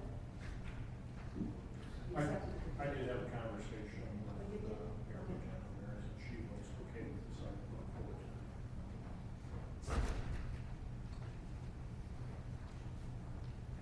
So do we have any questions of staff at this time? Yes. So, since the city attorney and the city manager have been very prolific in making sure that they cross their dots and cross their T's and dot their I's in terms of these documents that are being changed without workshops to incorporate our public's comments in terms of not just the council giving comment. When is the next qualifying modification of this document?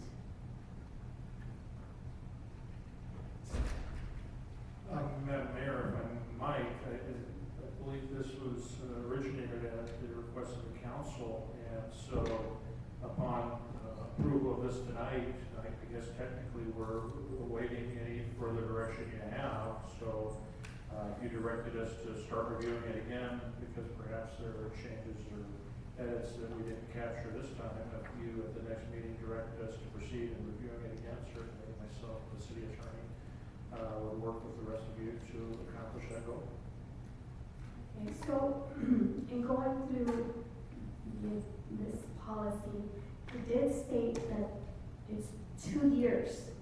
So I was hoping that the anticipation of that interpretation would be if the adoption does occur to the October 1st, 2019, the next eligible or qualifying modification of this document would be October 1st, 2021. So with that stated, in the interpretation of what the city manager has provided for us today, I'm also assuming, and you can clarify this, either city manager or city attorney, that language is embedded in that policy that states, or the majority of the council. I didn't capture that language there, but it certainly is coming up right now as that type of interpretation, which I appreciate is coming on early on for our discussion. The next question for the city attorney is, does the city charter of the city of Victorville give the council as a whole the authority to prohibit one council member from other council members, what other council members are doing, and if so, also in preventing the council member from representing their constituency? It's a yes or no for the city attorney. The city charter does not address that issue at all. And with respect to the 2 year, there's no requirement with respect to a 2-year time frame on this. This is, somewhat like a constitutional document that, to the extent there's a need for amendment, it could occur at any time. To the extent this council sees something that wants to change, it could bring that up and direct the city manager and city attorney to once again look at it and try and modify it. The purpose here is to try and provide a document that makes these meetings run smoothly. We can't contemplate everything at one point. That's why there's been several amendments to date, and it's refining it and making it a better document each time we do that. So what amendments are easy, and should I say, we don't have any amendments that are easily passed in the United States. If you can tell me what city and what state, I would really appreciate it, because it's really tough to create amendments even for our constitution. So I don't know which one you were alluding to. It would help me to understand. Let me then change it to legislation in the state of California. Every time there's a piece of legislation in California, anywhere in the government code and any of the codes, they continually change. This is the same thing. They try and make changes to make the thing better, the document better, and that's what we're trying to do. Well, ma'am. Yes, I'm not sure. I didn't know, the first thing I thought about, first of all, I read this, I didn't find any limitation in our ordinances about 2 years. No, there is not. In the state legislature, it's common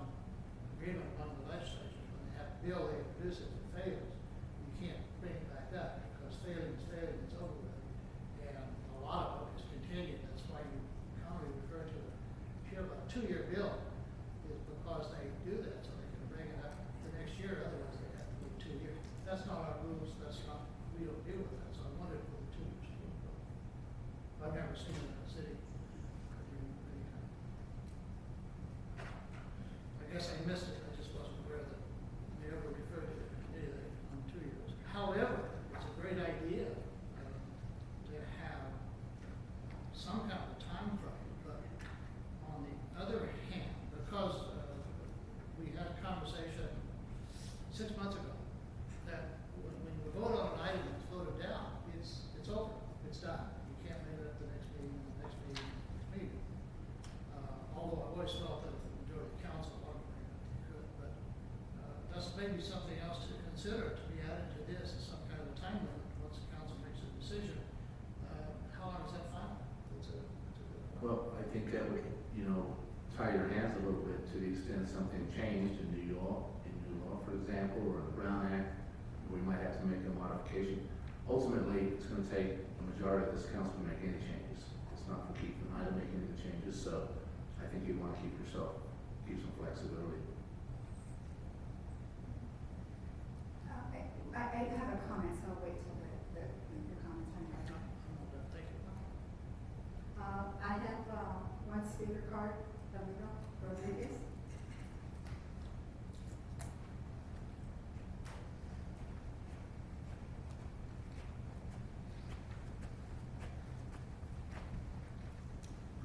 So is this gonna be tabled till Ms. Ramirez comes back, or we're gonna decide on, you guys are gonna decide on this?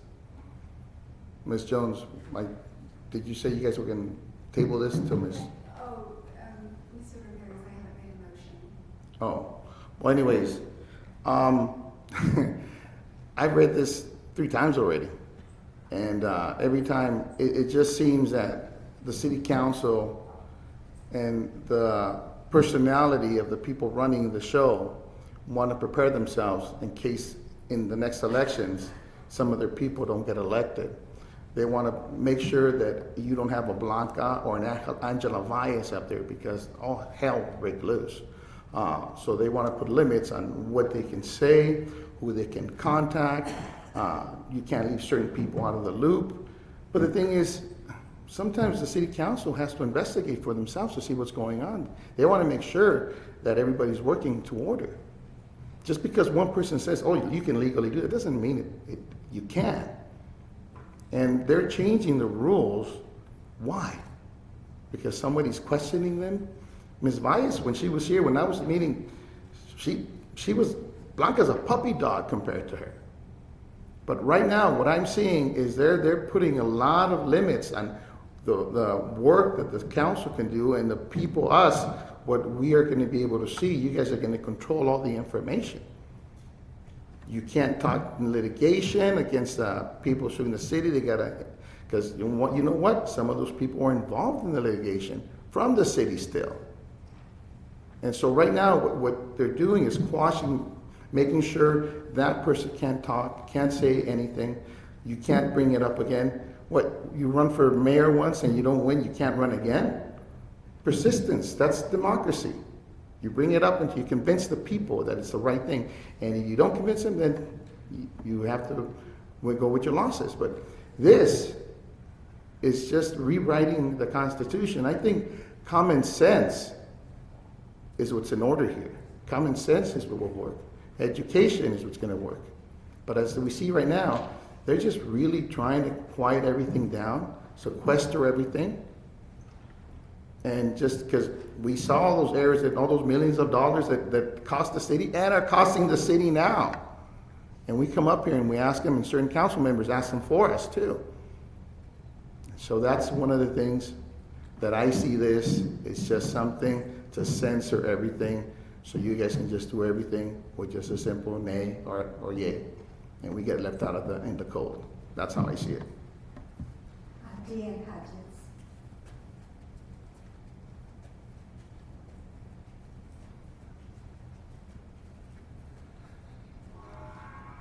Good evening. I have an opinion about this as well, and mine is thank you very much. As a member of the community and as a citizen who comes to a meetings, I appreciate the fact that your policy revisions are moving towards making the meetings move more smoothly. That's not taking anything away from the public. Once again, I would like to say this is not a public meeting. it is a meeting held in public, that we are allowed to come and listen to our government, hear what they have to say, and we have an opportunity to express our opinion. This is not a public meeting that we are included in the decision making. Thank you very much. Thank you. Thank you very much. That was the last card that I had. Ms. Jones, did you want to? Yes, Madam Mayor, I would like to make a motion. I move that the council adopt resolution 19-057 and further they agree that this item satisfies council's August 20 direction for an agenda item to address, quote, what our alternatives are when people continue to disrupt the meeting, end quote. I'll second the motion. I have a motion by Councilmember Jones, seconded by Councilmember Cox. Any further comments? Yes. Yeah, I'd like to say that, all due respect to Mr. Romero, that his characterization is almost 180 degrees from the intent. The new council can change whatever rules they want. There's nothing this council can do to put this in concrete to prohibit them from doing it. The whole idea is to be able to conduct our meetings with everyone having input. The information is available. They want transparency. This helps provide that this council can have a meeting in the public and have a discussion and allow people to have input. As things come up that cause a problem or loggerhead, we may have to change these rules every meeting. But every council can change that rule. There's nothing to say that we're trying to put things in effect that stop the next council. Is beyond ludicrous, and I think he knows that. It's just another divisive technique to get ready for the election, and so good luck everyone. But these rules are adopted because they're in the best interest of the public to do so, and it ties no one's hands. Call for question. Thank you. Oh, I'm sorry. I do, thank you. Thank you, Madam Mayor. Thank you so much. Well, first of all, with regard to the biennial review, if anyone is so interested, they can turn to Chapter 1, Section 2B under biennial review, and it does say this manual will be reviewed at least biennially, that's once every 2 years, and be revised by City Council resolution if and as needed.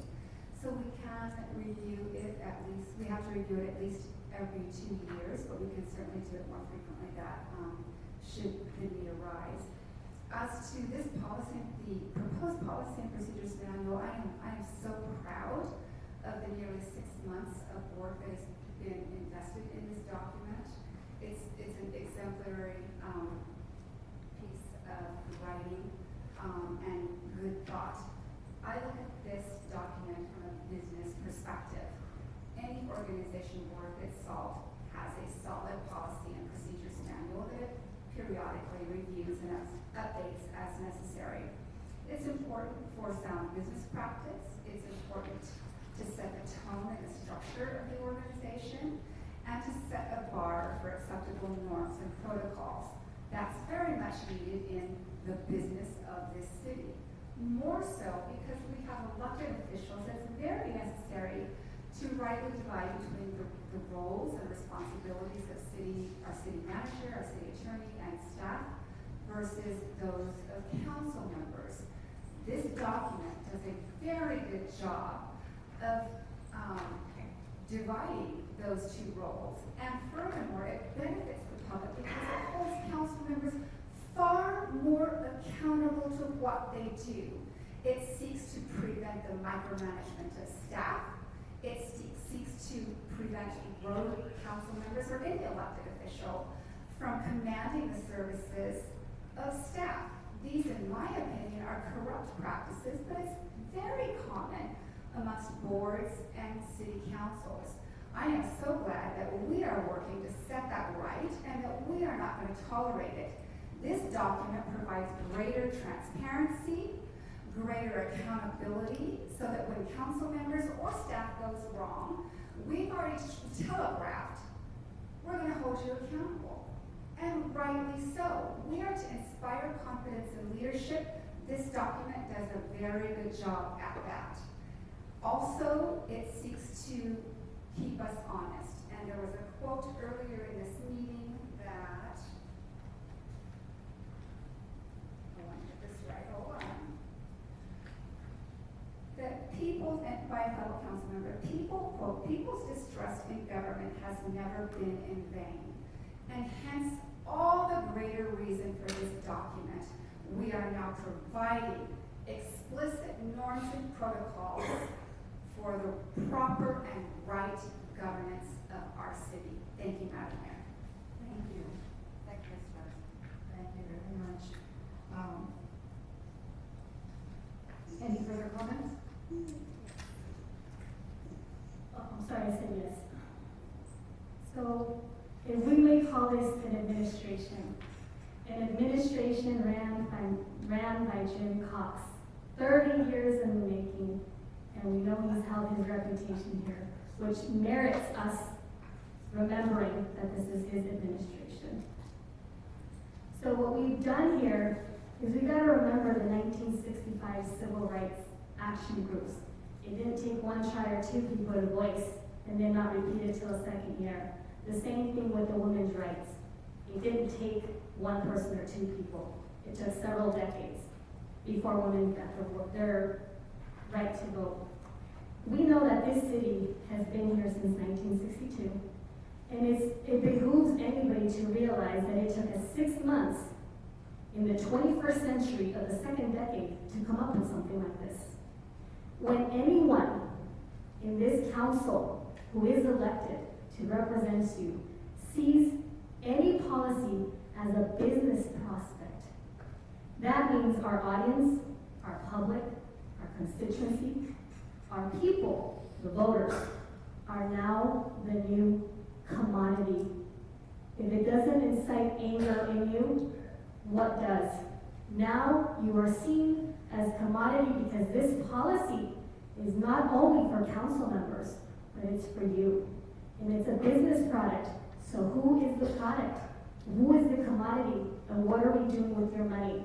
Careful with language, because language can say so much, but it can say nothing when you use words and you read between those words. Even that silence says so much today for each and every single person who is living and breathing and in this room, watching through social media. And don't run. This wording would spread, and we're going to make sure we spread it. Thank you. I have a motion made by Councilmember Jones, seconded by Councilmember Cox. All those in favor? Aye. All those opposed? Aye. Motion carries with Councilmember Gomez voting no and Ramirez being absent. And now we move on to item B8, update regarding LGI homes. Madam Clerk, please your recommendation. That the City Council provides the City Manager with administrative discretion over the release of homes based on progress made by LGI Homes in satisfying the Council's intent to ensure the landscape maintenance assessment district installation. Thank you. Are there any questions of council members? Yes, so if you replay the meeting of the LGI Homes presentation, you'll note that the city manager was at that moment, in that particular time, in that arena, clueless as to what the council's intent was. This became evident when Mrs. Jones opened up for comments. There was a majority vote already in this item that was intently abrogated, the majority's decision, by backpedaling and giving the power to the limited executive administration rather than not. In this case, the city might as well declare itself an autocracy. So my question is, why is the council, who's elected by the people, rendering its power after it did a majority vote to re-clarify an intent that at that moment in time was clearly not understood by the city manager? What are we rephrasing here, and why is that required? I need to know. Do we need to clarify our intent? Why didn't we do it then?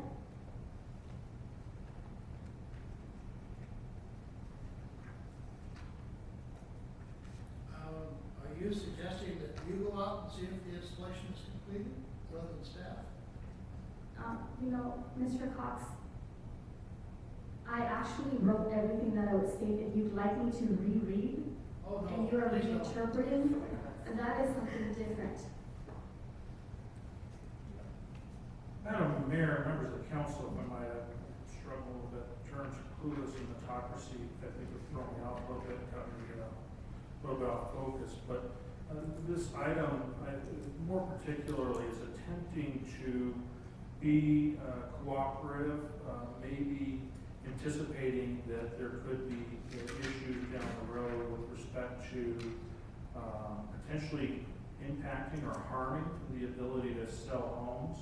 And so very much recognizing what this council did with our recommendation on July 16th, this is subject matter that actually dates back to June 12th when the Planning Commission considered a request to modify an existing planned unit development. And the Planning Commission actually approved the PUD accepting a certain condition, and that certain condition was that the developer would not be allowed to final any homes until such a time as a small landscaping area along what I believe is the northern boundary of the site. Rancho Road is basically the road that it's paralleling. And so with that, that was the Planning Commission's recommendation to the council. The council heard in this public audience, I believe it was in fact a public hearing, this item, and it actually intended, it actually modified slightly what was recommended by the Planning Commission, and that slight modification was intended twofold, intended to not harm the potential selling activity of the developer, which allowed for, as a part of its approval, the condition that homes be, that the model home be allowed to be final, with the exception of the remaining homes, which is about 18 more homes, could not be filed until such a time as the wall was and the landscaping was installed.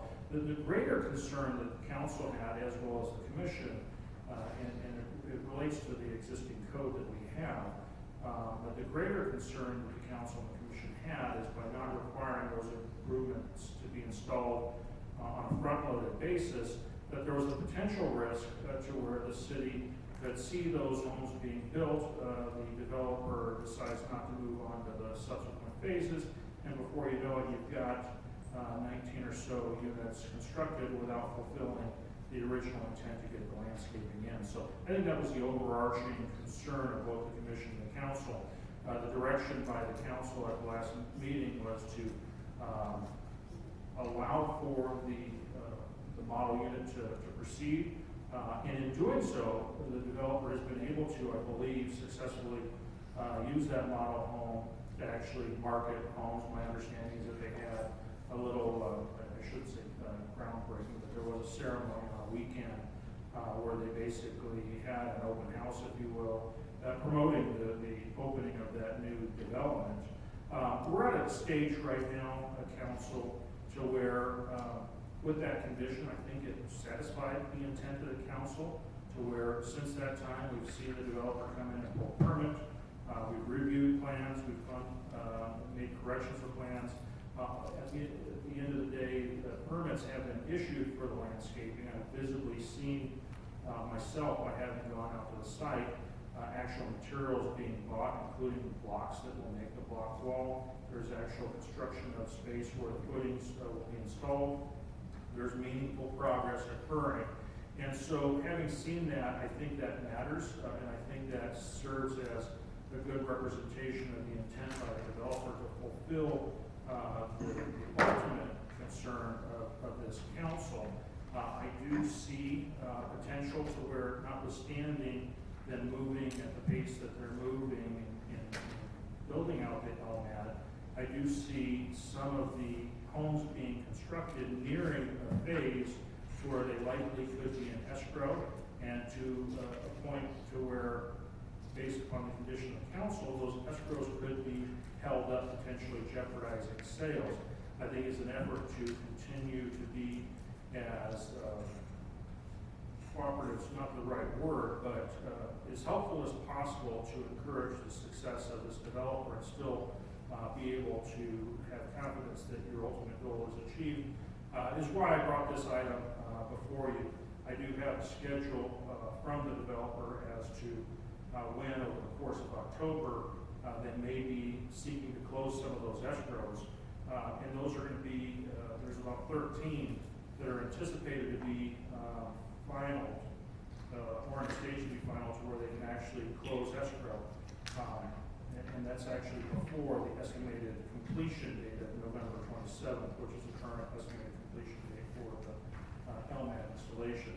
That notwithstanding is why I brought this item before you, is so that we can help our local builder be as successful as possible, especially as they continue to satisfy our intent to build that wall and not leave it for some other developer down the road, is why I brought this item forward to allow some discretion to myself as a city manager to monitor the progress. Obviously, if there's no progress and they stop doing what they intend, what they've been doing tomorrow, then I think that's certainly going to impact my decision as to allowing for the release of homes. But I think this is a matter where discretion may prove valuable to both the developer and the city in ultimately achieving their goals. Madam Mayor, I thought the council had done exactly that. That's why I was unsure why this was back on the agenda. We recognized that there needed to be discretion. This is very unusual. The people who live there now want to see this completed. They don't want to see construction. Council discussed that. And did you believe that the council gave you the exact direction that you're asking for here? No. Not exactly. Okay.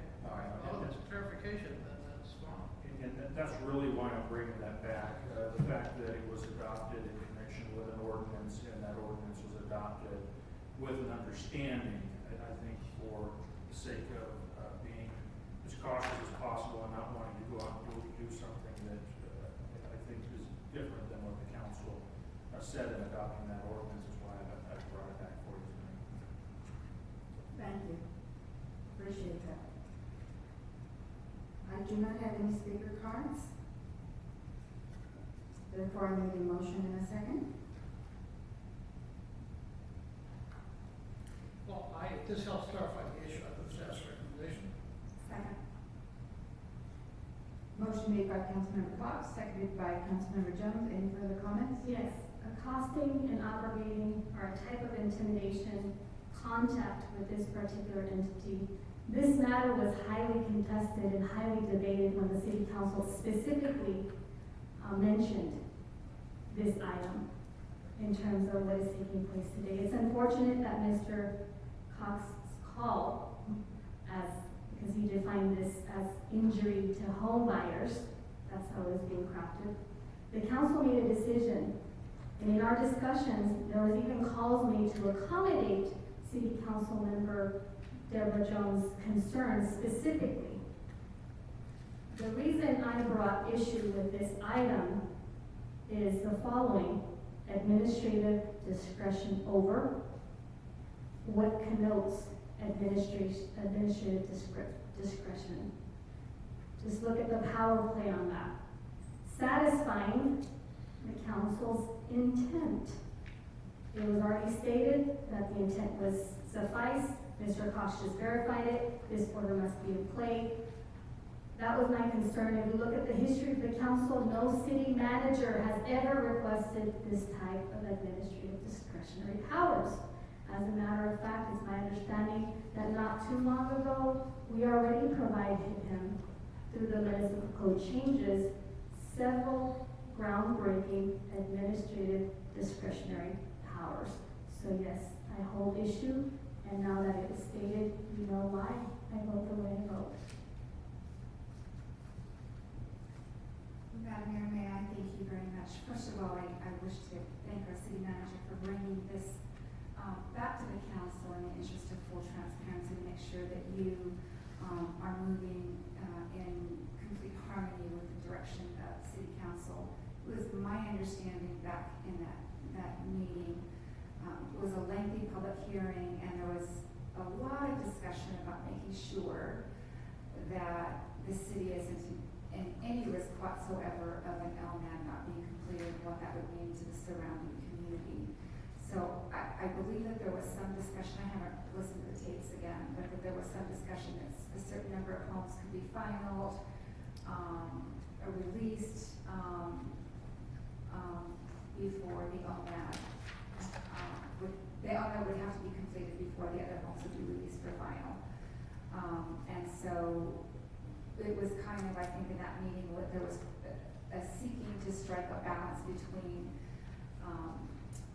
furthering good business and incentivizing good business in our great city, and yet making sure that we're protecting the interests of our community. So I do appreciate you bringing this back so that you can get absolute clarification from your council.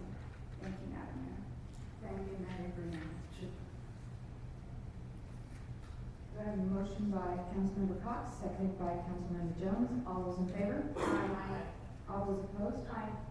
Motion carried with Councilmember Gomez voting no and Mayor Pro Tem Romero is absent. Now we move on to public comments. And I do have some cards. The first one is Romero Rodriguez.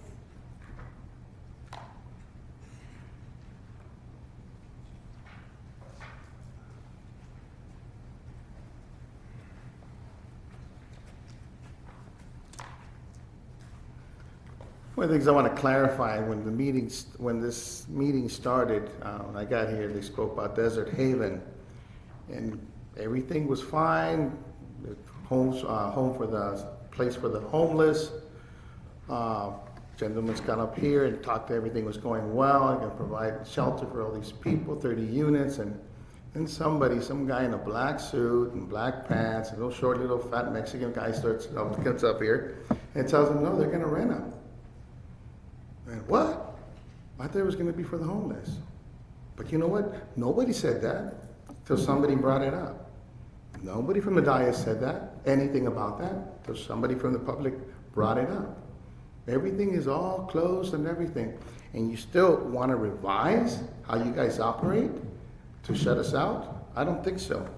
It's so much of a fact that 1/12 to 30% of the actual fair market rent is going to be assessed on these rental units, which were supposed to be 90.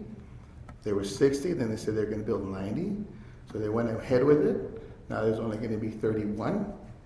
How come you guys didn't bring that up when you were discussing about these units? See, that's the thing, is that only we have to pry the information out. We don't request it. We have to really pry it. We keep insisting. It's been 2-3 years I've been insisting of the itemized copy of the settlement. I haven't gotten nothing. Joe Public hasn't gotten nothing, or Jose Public, however you want to call me. But the thing is, it worries me. We saw that in action right now today. We can witness that and say, you know what? Information was retained from us. They didn't tell us they're going to rent it to people working in Victorville. Suppose it was just for the homeless. Why didn't you do that? Something didn't matter? I think it's very important when you tell people it's going to be for one thing and use it for another. And you even imply right here in writing the percentage you're going to use to charge rent. Fair market value. 1/12% of 1/12 to 30% of fair market value. So that's why we kind of question when you guys want to leave the city manager and a lawyer in charge of everything. And yes, this is a public meeting, and we are not, we're here because we have to be here, and we can be here, and we should be here. You have 30 seconds. Thank you very much. Matthew Martin. Extra Maggie, it will be Gabriel Allen.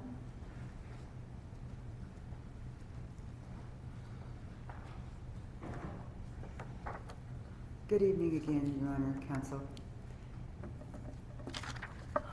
This will be fairly brief and painless. Okay, so I'm going to read from how I wrote it. To the Honorable Mayor Gloria Garcia and council members, I would like to offer up the following request for a future agenda item. Based on the dire need for more deputies here in the city of Victorville, I would like to see some type of citywide measure placed on the 2020 election ballot or sooner by special election as deemed appropriate by the council. It does seem to be the general consensus of the public and perhaps the council that the VVPD and the City of Victorville Fire would substantially benefit from having their financial resources augmented with a measure that states specific intent for these funds. Excuse me. Basically, I'm asking for a revival of something identical to the former Measure K, a half-cent sales tax increase in anyone doing business in the city, passing through, whoever. Half a penny on a dollar. Sales tax increase that was previously presented to, not this council, former council. I'm hoping that a diligent, thorough, and mutually respectful discussion between council members will result in an affirmative granting of my request. I can only see how such measure would benefit our public safety members. Thank you. Oh, can I put this in the record, public record? Yes. Thank you. Gabriel Calvin?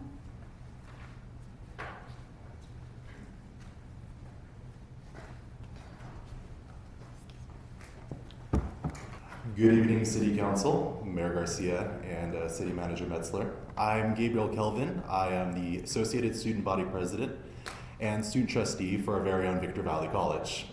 And I'd love to introduce myself to you, and I hope that I can open the lines of communication between yourselves and myself, being a student representative. And I would firmly love to see if there's any way that the City Council can connect with the students of Victor Valley College. I firmly believe that the individuals we are equipping at Victor Valley College are the building blocks we will build the future of the High Desert with. And that being said, I believe the community would benefit from the City Council not only having a strong relationship with the college administration, but its student leaders as well. So I hope this will not be the last time I stand before you. I hope next time I'll have some students with me and maybe some college officials. But until then, I'd like to leave you with a thought. A philosopher once said that education is not the filling of a vessel. It is not filling an individual with knowledge. It is the ignition of a fire. It is the ignition of a passion to learn, to grow, to engage and connect with their community and make a difference. And that being said, that fire is strong and alive in the hearts of Victor Valley College students. And I believe this council has tremendous ability to fan those flames and grow that passion. Any ability you can connect with us and speak into our futures would have a tremendous impact in our students' lives. And as I stand with the future generation of the High Desert, I would like to say thank you for your work in our community, and I hope that we be in contact. Thank you. Thank you so very much. Katrina Gilbert?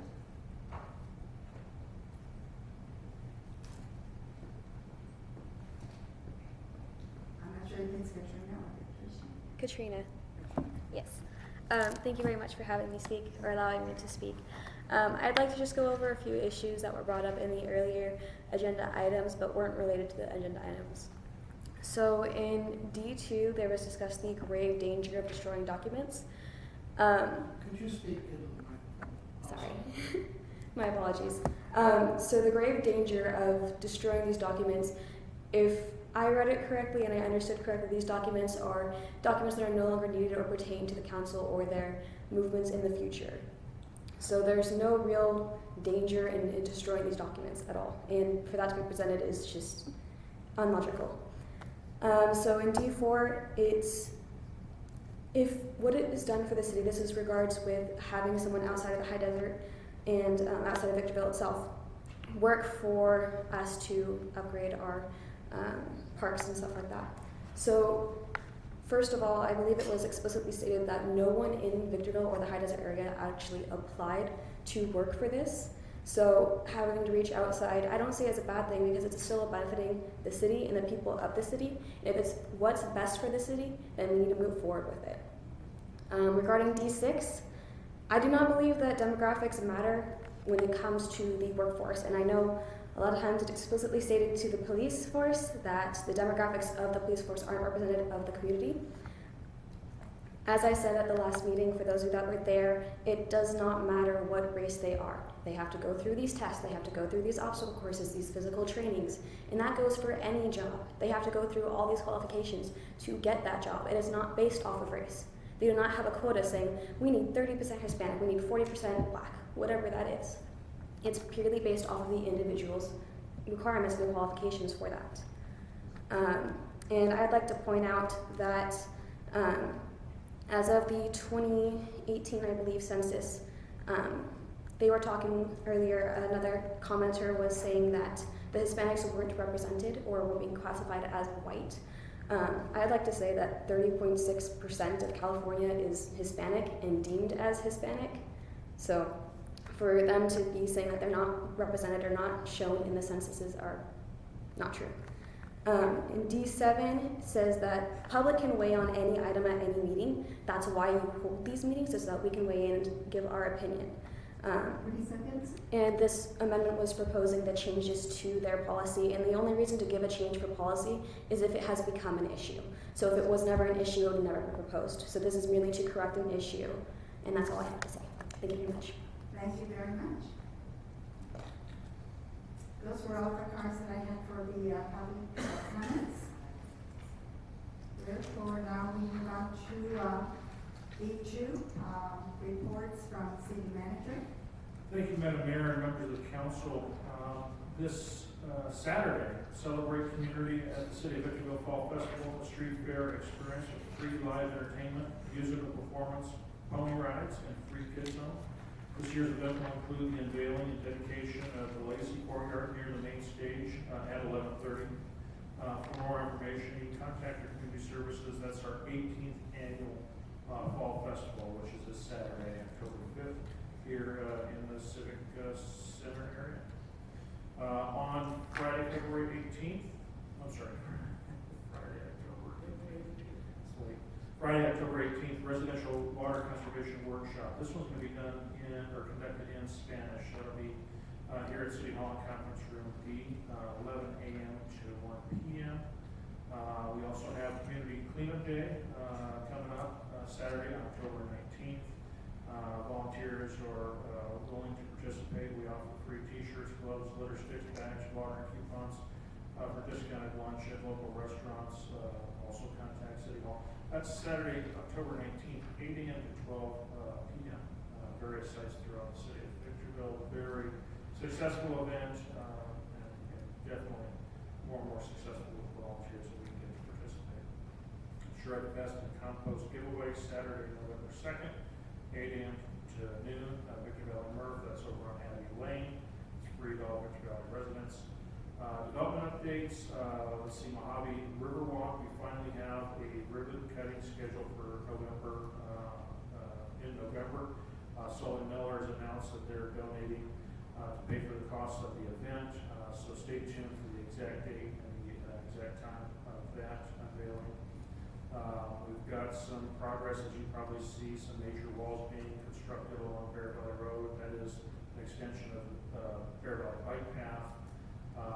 We're excited about the fact that we've gotten finally plans approved by Caltrans to have the signal installed at the Mesa 395, and then finally a skate park update. We're in final documents.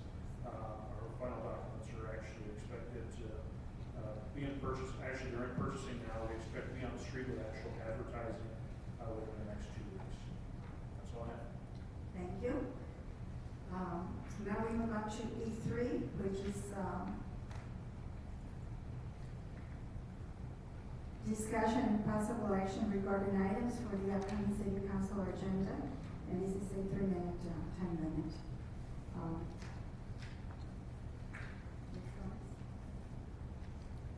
Yes, the appointment to someone in the community's committee.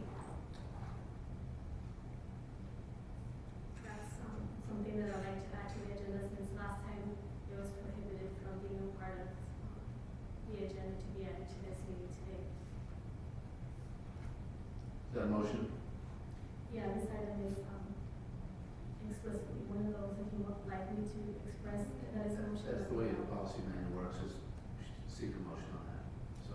So yeah, so So this agenda item is for everyone that wants to add something, and without that motion, which is already explicitly stated, I don't think you have to say that this is a motion, but if I need to say it today for clarification of any council member, this is a motion to add for the appointment to the community's committee, which has a specific name.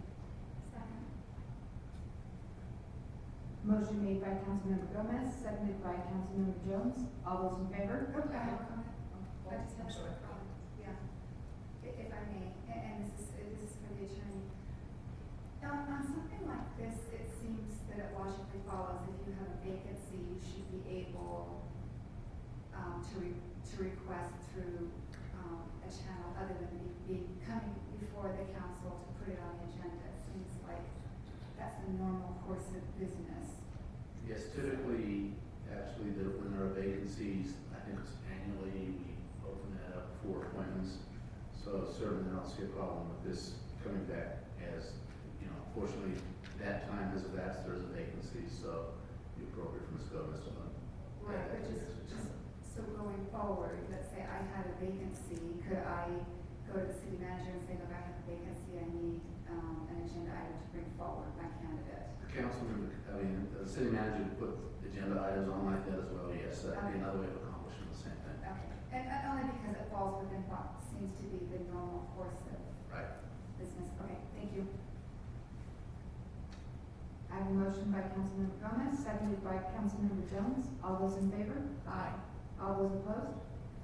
Motion carries with the mayor's being absent.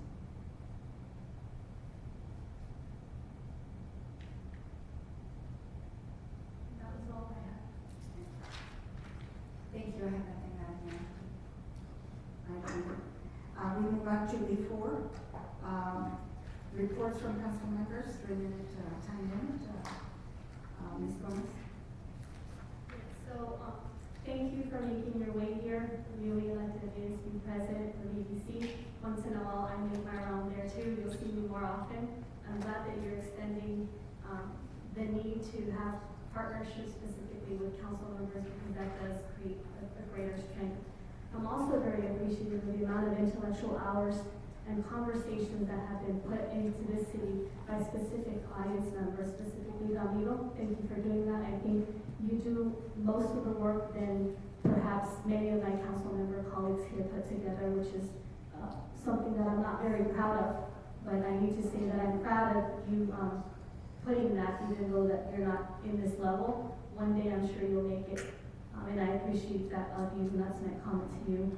Also, of course, because there's over 800 plus, and for you to have read something of that magnitude and not have staff backing in to be able to kind of sit down with the experts, it could be really daunting. Also, I'd like to say that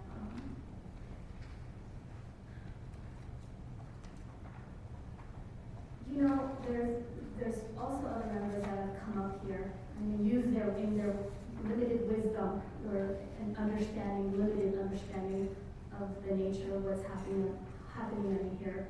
You would get to realize that here as the electeds, we're a population that perhaps you don't fall and you're not poor now.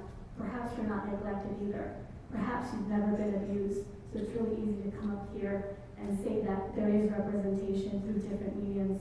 However, if you would begin to understand, we do have a housing authority in the county of San Bernardino because state law has recognized that there's issues of housing for limited people who are on income that perhaps are zero to SSI, zero to nothing. Homeless people don't have that representation. If you were homeless, you would be here advocating for them.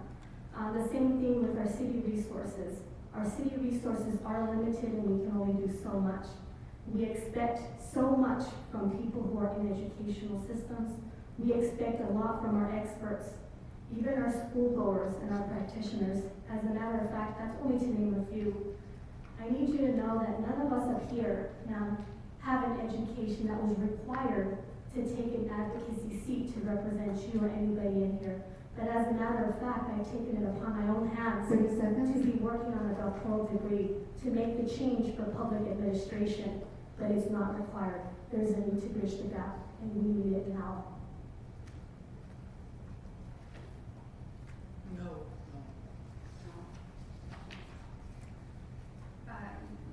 briefly. So I attended 2 VWRA meetings in Councilmember Cox's stead, which included first and second round interviews for the JPA's general manager position. On 9/20, I was very honored to be invited and attend the Victorville Senior Citizens Center in its free community cooking and gardening class. And let me just tell you, they cooked beautiful food from vegetables from their very own garden that they just got up and running recently.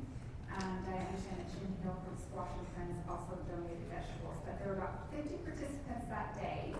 And that was such a good thing to see our seniors so involved in our community and fellowshipping with one another and learning how to cook in a healthier way. On September 25th, I attended the San Bernardino County State of Education address. That's always near and dear to my heart since I was a trustee for 8 years prior to being elected to this seat. And it was very encouraging to see the many minds involved in making sure that we have greater minds in the future because they are our future. Madam Mayor, that's all I have at this time. Thank you very much. Well, I really don't appreciate Councilmember Gomez stating that we failed to actually comply with our obligation as council members. I don't want to lower myself to her level, but I take offense because every time she makes a statement, it's always to insult, as you will see, and I don't even have to mention it. The public is aware of it, and it's very degrading and insulting to her, not to us. Thank you. No other business before the council. This meeting is adjourned.